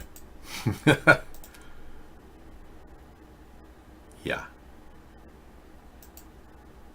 We do. We go through that period, yeah. It happens. So, check it out. Let's see what we got. Ebola is moving fast. I understand that Ebola is spreading. Now, someone else has got it. Let's find out about Ebola in a second. Hang on. This guy's driver chases and tries to assault guy on a bicycle. Whoa. This guy's got a bike cam. And this guy's pursuing him. Whoa. Look at that. Unbelievable. That yeah. Three's a charm. Okay, you're yeah. Okay. Yeah. Music makes us feel human, right? That's why I connect everybody at Cool Rock every night. I try to give you guys some sort of sensory improvement, a place to hang out. So I created a website that does that.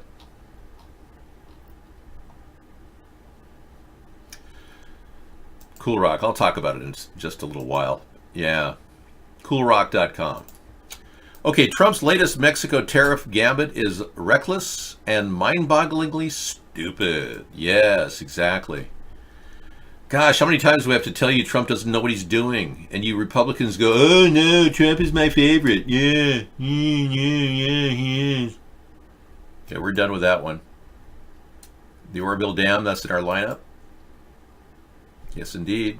Done with that one. And Mexico's pledging an energetic response to Trump's planned import tariffs. That's right. The U.S. is imposing 5% tariff on all goods coming from Mexico over illegal immigration. But it's worse. Trump's going to increase it up to 25% if it doesn't happen within a 6-month period. And this is everything you want to know about UFOs? But we're afraid to ask. The government's very frank about UFOs, but they won't commit to aliens. So now they just talk about UFOs.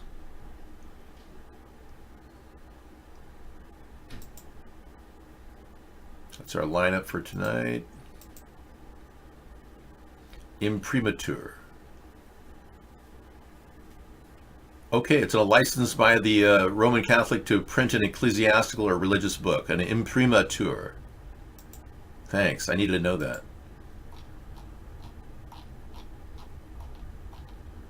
Elon Musk's $49 million Las Vegas loop makes perfect sense. Well, you can go around in a loop right now in Vegas. I don't think 49 million is going to make it that much more fun, but if you want to go around in a loop, in a hyperloop, he can't even do a hyperloop.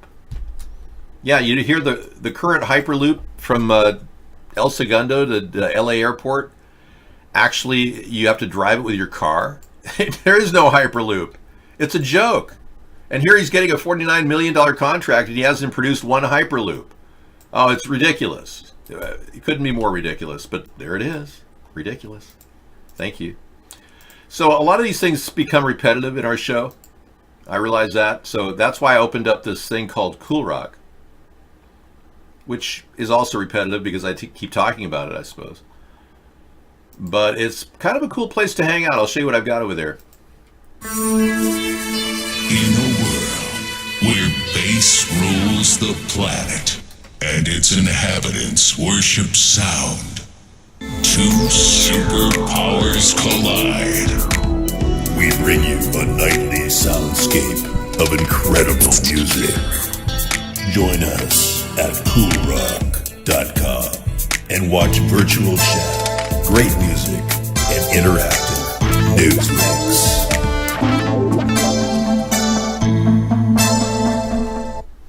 Okay, I'm getting the whole thing ready for you. Yeah, if he can't make a hyperloop, he can't do anything.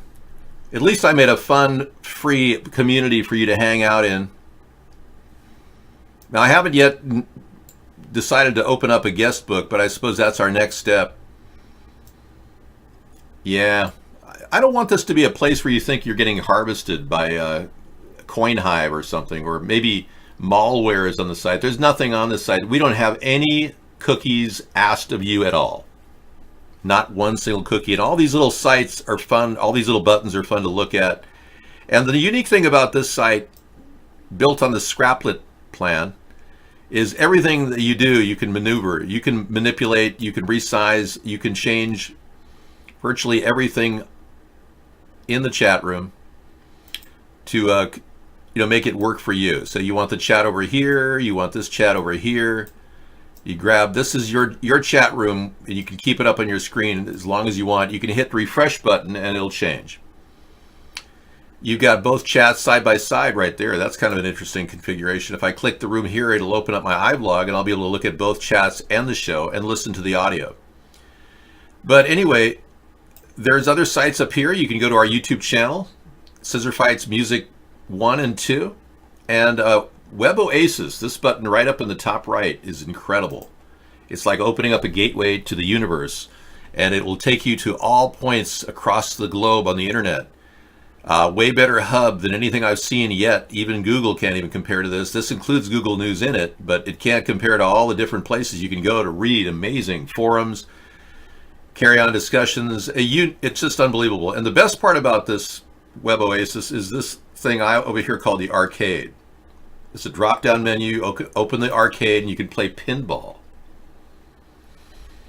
Yeah, frictionless travel is already here. There's numerous maglev rail trains across the globe. There's one in Shanghai and one in Paris. But I'm playing pinball. The Pinball Wizard.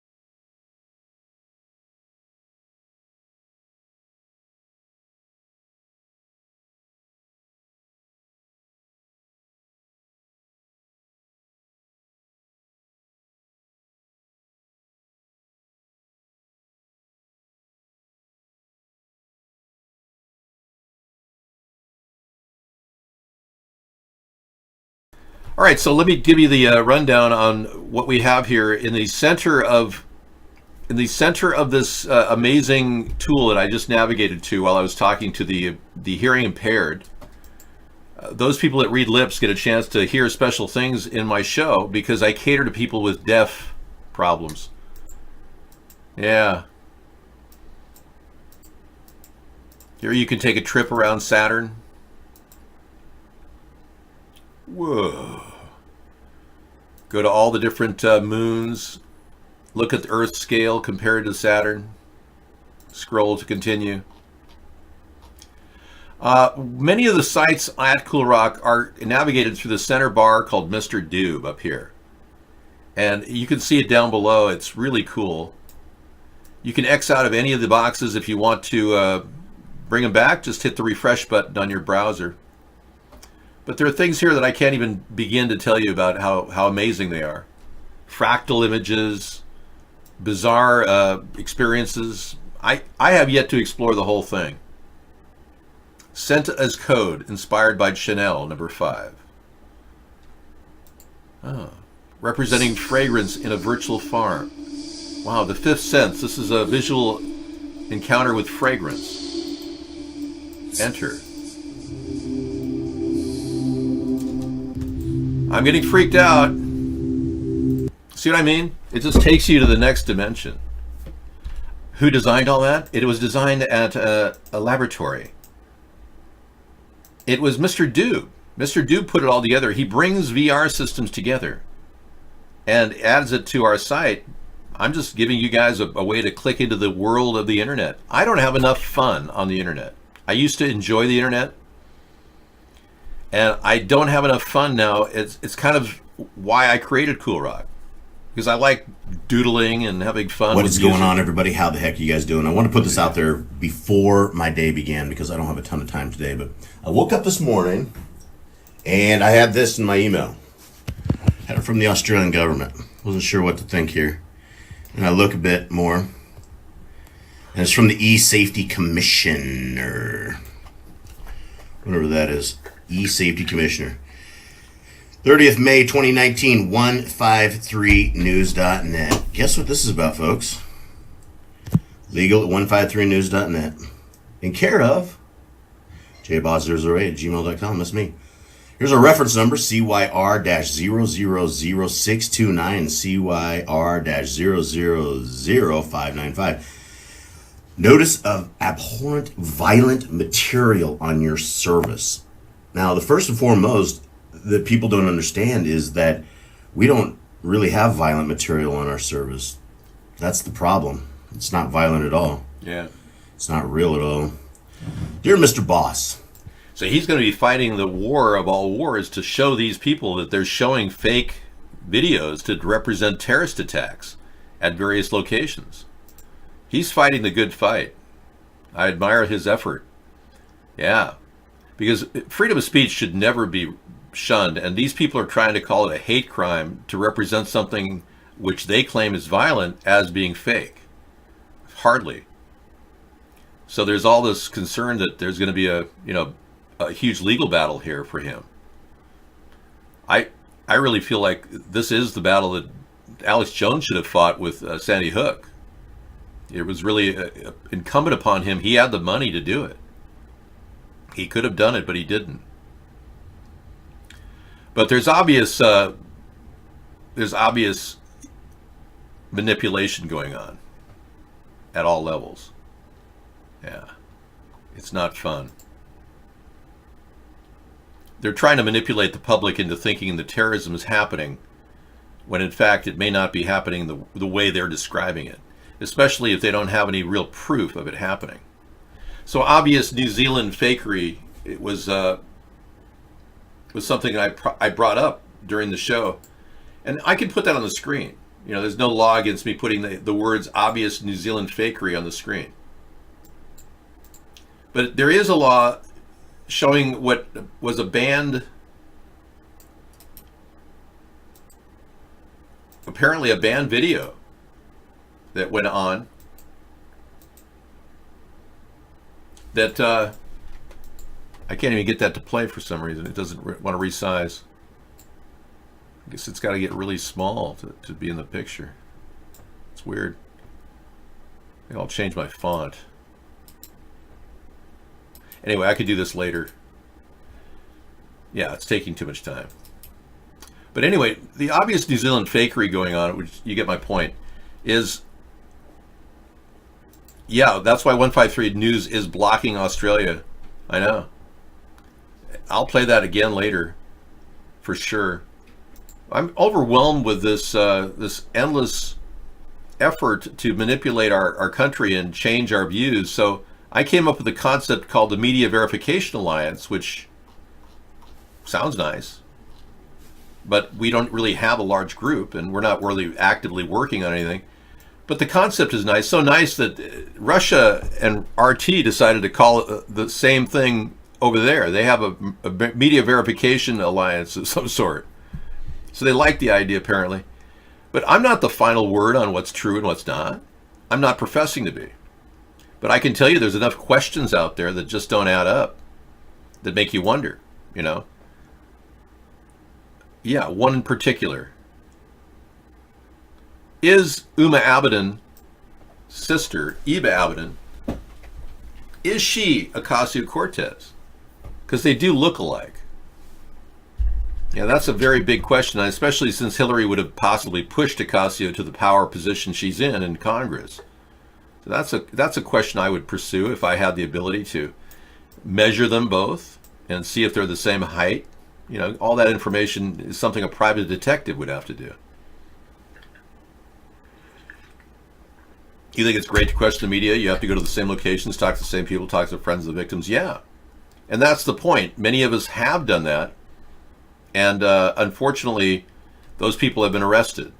Anyone who went to Sandy Hook now visits anyone in Newtown, that's like a crime in the state of Connecticut. You could impose upon you. You could go to jail for that. So they're criminalizing investigations. Yeah. It's similar to what Kim Jong-un is doing in his country, criminalizing investigations. North Korea, you can't investigate anybody without official sanction by the government. Yeah, criminalizing investigation, that's the best way to describe it. So when you ask these big questions, like, how come this is the only picture of anyone who's ever had an open casket in all 50 terrorist attacks in the past 10 years? This is Pastor Clemente Pickney, the person who died in 2015, allegedly, at the Charleston shooting, the church shooting. It's interesting to note that the church was deeply in debt prior to the shooting.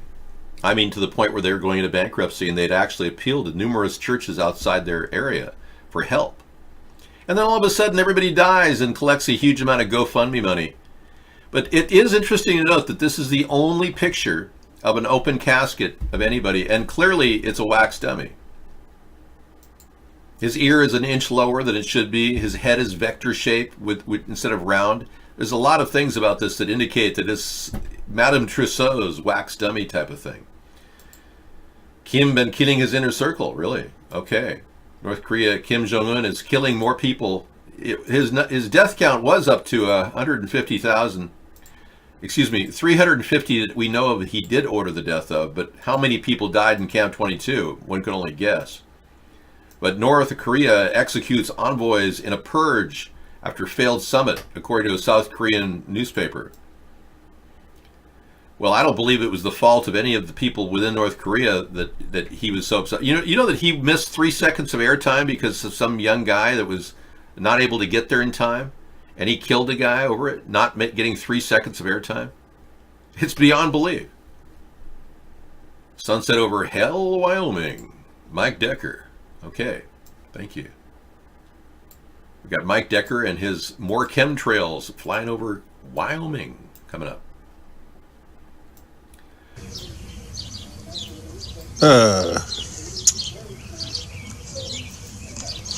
May 30th. Getting close to sunset. Oh, sure, that's a natural sight to see a line crisscross across the sky now. That's normal. That's business as usual. for America and around the world. Sure, that's supposed to be a normal cloud pattern. Yeah, sure, right. I guess if they keep spraying lithium, we'll all eventually go, I don't care, I just like the air, it's so nice. Okay, let's go back to the other picture we had. North Korea executes envoy. So this guy's dead? Okay. Anybody who went with him to Hanoi is being executed. Now, I think what happened was there was a controversy. Lavrov, the Russian minister, had a deal where Kim Jong-un would get 900,000 bottles of vodka, and it completely fell through. That's what's really pissing off Kim Jong-un. Yeah, he didn't get vodka for his people. So I would paint that as a humanitarian gesture.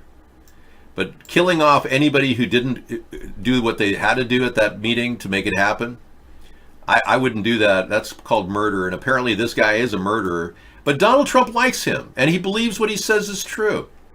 So Donald Trump quotes murderers like him and Duterte whenever he talks about his foreign policy over there. But no, Lavrov was the one that turned down the order. Actually, he called up, the minister Lavrov called up, and the police said, no, we're intercepting a shipment of vodka. It's going back to its manufacturer in Russia. They lured Kim Jong-un into that meeting with in Hanoi, just to appease Donald Trump politically. Because Russia was trying to do a PR thing where Russia and Trump are getting along, and they pitched this idea that Trump is good for the U.S. relations with Russia. They're still running with that concept, you know. They're going to keep milking it. The Republicans are to keep pushing that concept. They want us all to believe that Donald is a really good guy and he's helping.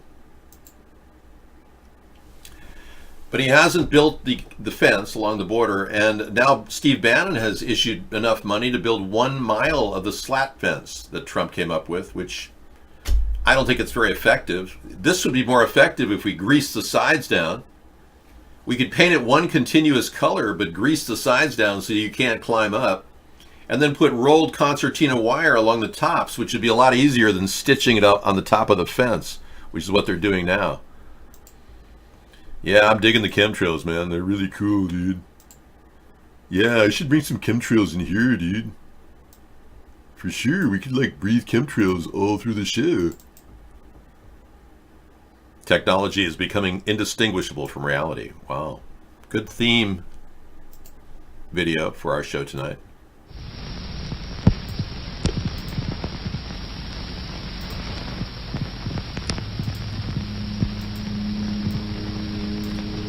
Wow, that looks good. True Stream Media. 15 minutes. Thank you, Scissor Fight. That's excellent. Hey, guys. Okay, we'll be talking about True Stream Media, talking about technology becoming indistinguishable from reality. Yeah, CGI has taken on a new level. It's recreational is legal north of the 49th. No kidding. Wow. Thanks for posting that again. Yeah.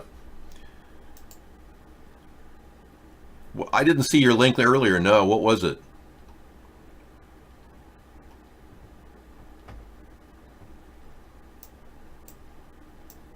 National Geographic Guest Zone? Hot Zone? Okay, let me take a look. Well, let's be clear. The Hot Zone. Whoa. So this is like a woman who does a show about the environment, but she's hot. That's nice.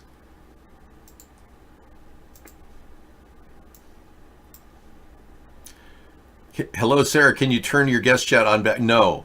No, there is no guest chat at all in either one of our networks. They're censoring us. Thanks for sharing. Okay. Season 1, really. The Hot Zone. U.S. Army scientist puts her life on the line to head off an outbreak of the Ebola virus in 1989. Well, this is going to be very trendy, considering Ebola is now back in the news. Big Brother is watching, yes. Yeah, they have those social networks they watch us on. You're now watching Big Brother's favorite channel. So I will Google Ebola. when I look into the breakdown, the Ebola virus is growing in Africa. The outbreak in the Congo surpasses 1,000 cases. This is serious. And just last year, Trump pulled travel restrictions on Chad. People from Chad can come into our country now. That's kind of weird. You can't come into our country from Venezuela if you're starving to death, but you can come in from Chad, which is right next door to where this outbreak is occurring. That's right, 1,000 cases in Congo. According to the country's health ministry, since the epidemic started, there have been 1,009 cases of the disease. This is serious. The ongoing Ebola outbreak in the Democratic Republic of Congo has infected more than 1,000 people. According to the country's health ministry, since the epidemic started last August, there have been 1,009 cases of the disease. 944 have been confirmed and 65 are probable. The death toll now stands at 629. This is the second largest Ebola outbreak in history. The largest outbreak on record occurred in West Africa and killed more than 11,300 people between 2014 and 2016. I remember that, and Obama brought 14 people in from that outbreak into the United States to study them. I thought that was the stupidest thing anybody could possibly have done. It's about to see a resurgence, yes. Well, I can tell you the pig Ebola is common now in China. Yes, pig Ebola. That's what it's called. Yes. It is unleashing a potential danger to the Chinese pork industry. You know, I know, and people are forced to eat pork. You know, even if you're a Muslim and you're refused to eat pork in China, you go to re-education to force you to eat pork.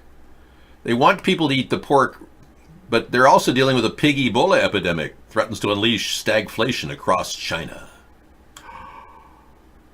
With Chinese pigs getting slaughtered left and right to contain the breakout of African swine fever, also known as pig Ebola, so are pork shorts as meat processors around the world scramble to sell more pork to China. They've got sharp shortages. So while they're telling the Muslims they have to eat pork, they're running out of pork at the same time. Isn't the irony of that obvious? Yeah. Stop at the flesh. Don't eat of the flesh or the pig Ebola. Why did Mark add a ghost mode button for VIP gold mode? Watch streams without showing up in chat. You won't be entering, leaving chat. You won't be listed in the chatters list. I don't know, because they had that feature over at Twitch. So he's just copying what they're doing over there with Justin's site. Yes. What they do is work together. You know that. Capital Gain and he hang out. Oh, yeah. And it reduces my viewer count, too. They're all about reducing my viewer count. Remember, their job in their mind is to do whatever they're told. They get paid a lot. And if they go against their money masters, it's like turning on Satan.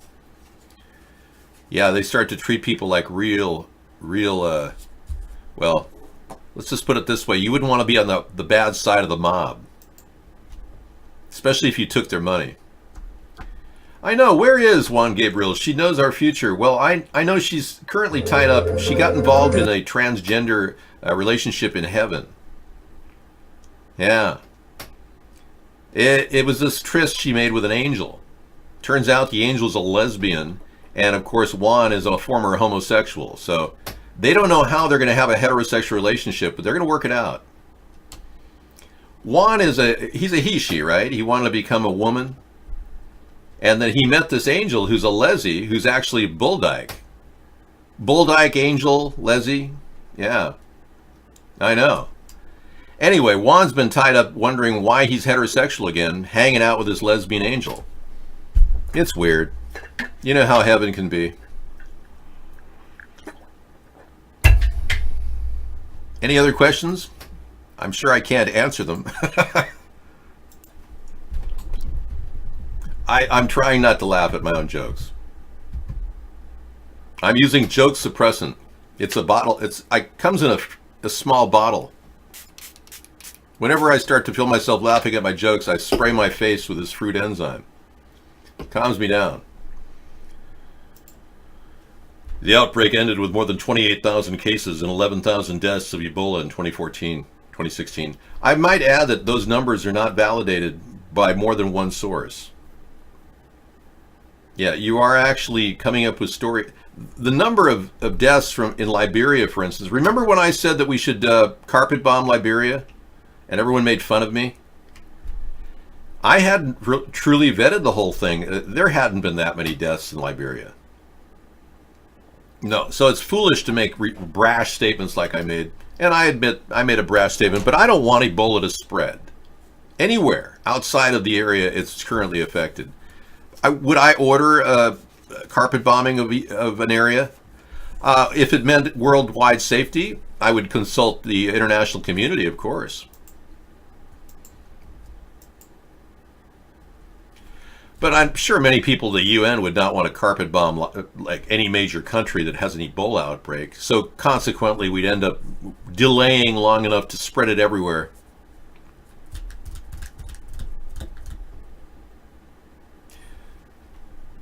Donald Trump is paid by a foreign conciliation consisting of Putin, Xi, Kim in exchange for post-president development of casino, golf, hotel properties in their countries. Very good possibility, psychobehavior. We do know that Donald Trump has tied a lot of his business dealings with our trade war with China.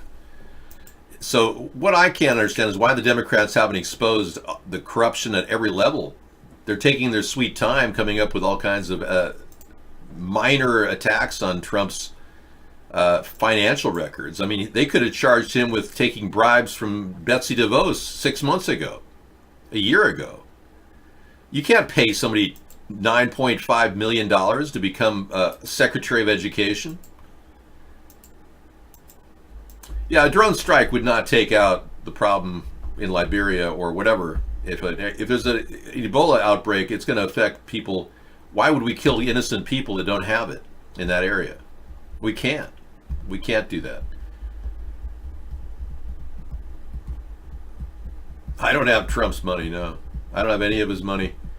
I'm not a mere billionaire. If I had to grovel for billions of dollars, I wouldn't know what it's like to be a trillionaire, would I? You don't carpet bomb Liberia. You open Christian churches and communities and let the Muslims do their job. What? So you want people to just die? Wow. Well, that's pretty cynical, Dr. Meow. I wouldn't want to carpet bomb anywhere, really. But I mean, in the event of a major Ebola outbreak, what are you going to do? Any other ideas? I'm open. Oh, by the way, we are spraying chemicals that weaken your immune system and make you more vulnerable to Ebola. Just so you know, heads up. Pun intended. Oh, okay. Well, you know, you've been fighting this war how long? Since the Ottoman Empire rose and fell and then rose again? You're still fighting the war. What's wrong with you, man? Why don't you just give up the religious wars you're currently engaging in? Think about it. It's an endless process of trying to eradicate your enemy. Wow.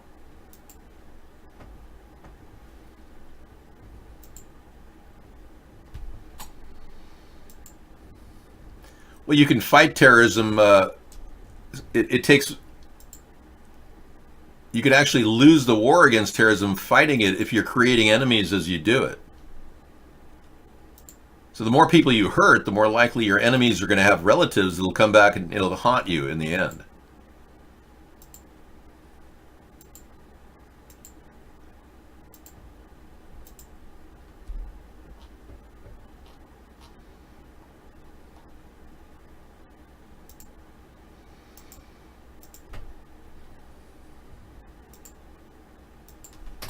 Okay. We have essentially locked up on the screen. So you're forced to watch chemtrails behind me. Sorry. I'm going to sign off to this section of the show and close down with a full half hour. I don't work for Trump. That's ridiculous. My goodness. Oh, I'm fine here, really? Well, I guess I am being recorded, so I'll just play it out till 10 o'clock then. Just playing chemtrails behind my head. Locked down. I can't control it. I know. I've seen a simulation of what could happen if Ebola comes to the country. That's why I was shocked when Barack Obama brought 14 of these Ebola victims in, and they were latently infected. One doctor was infected and died as well. When he came, somebody came in and said they were cleared and infected a doctor. He died. I don't know if it's easily contained in a society in the U.S. It's airborne, so if the more you help people, the more likely you're going to get it. Yeah. I think what I'm going to do is dedicate the rest of the show to talking about chemtrails, I guess. I have no other option. No, I'm going to have to close down and bring back a half-hour segment. All right, I'm going to sign off, but thank you for watching the part 1. Part 2 will be short and sweet. I'll be right back.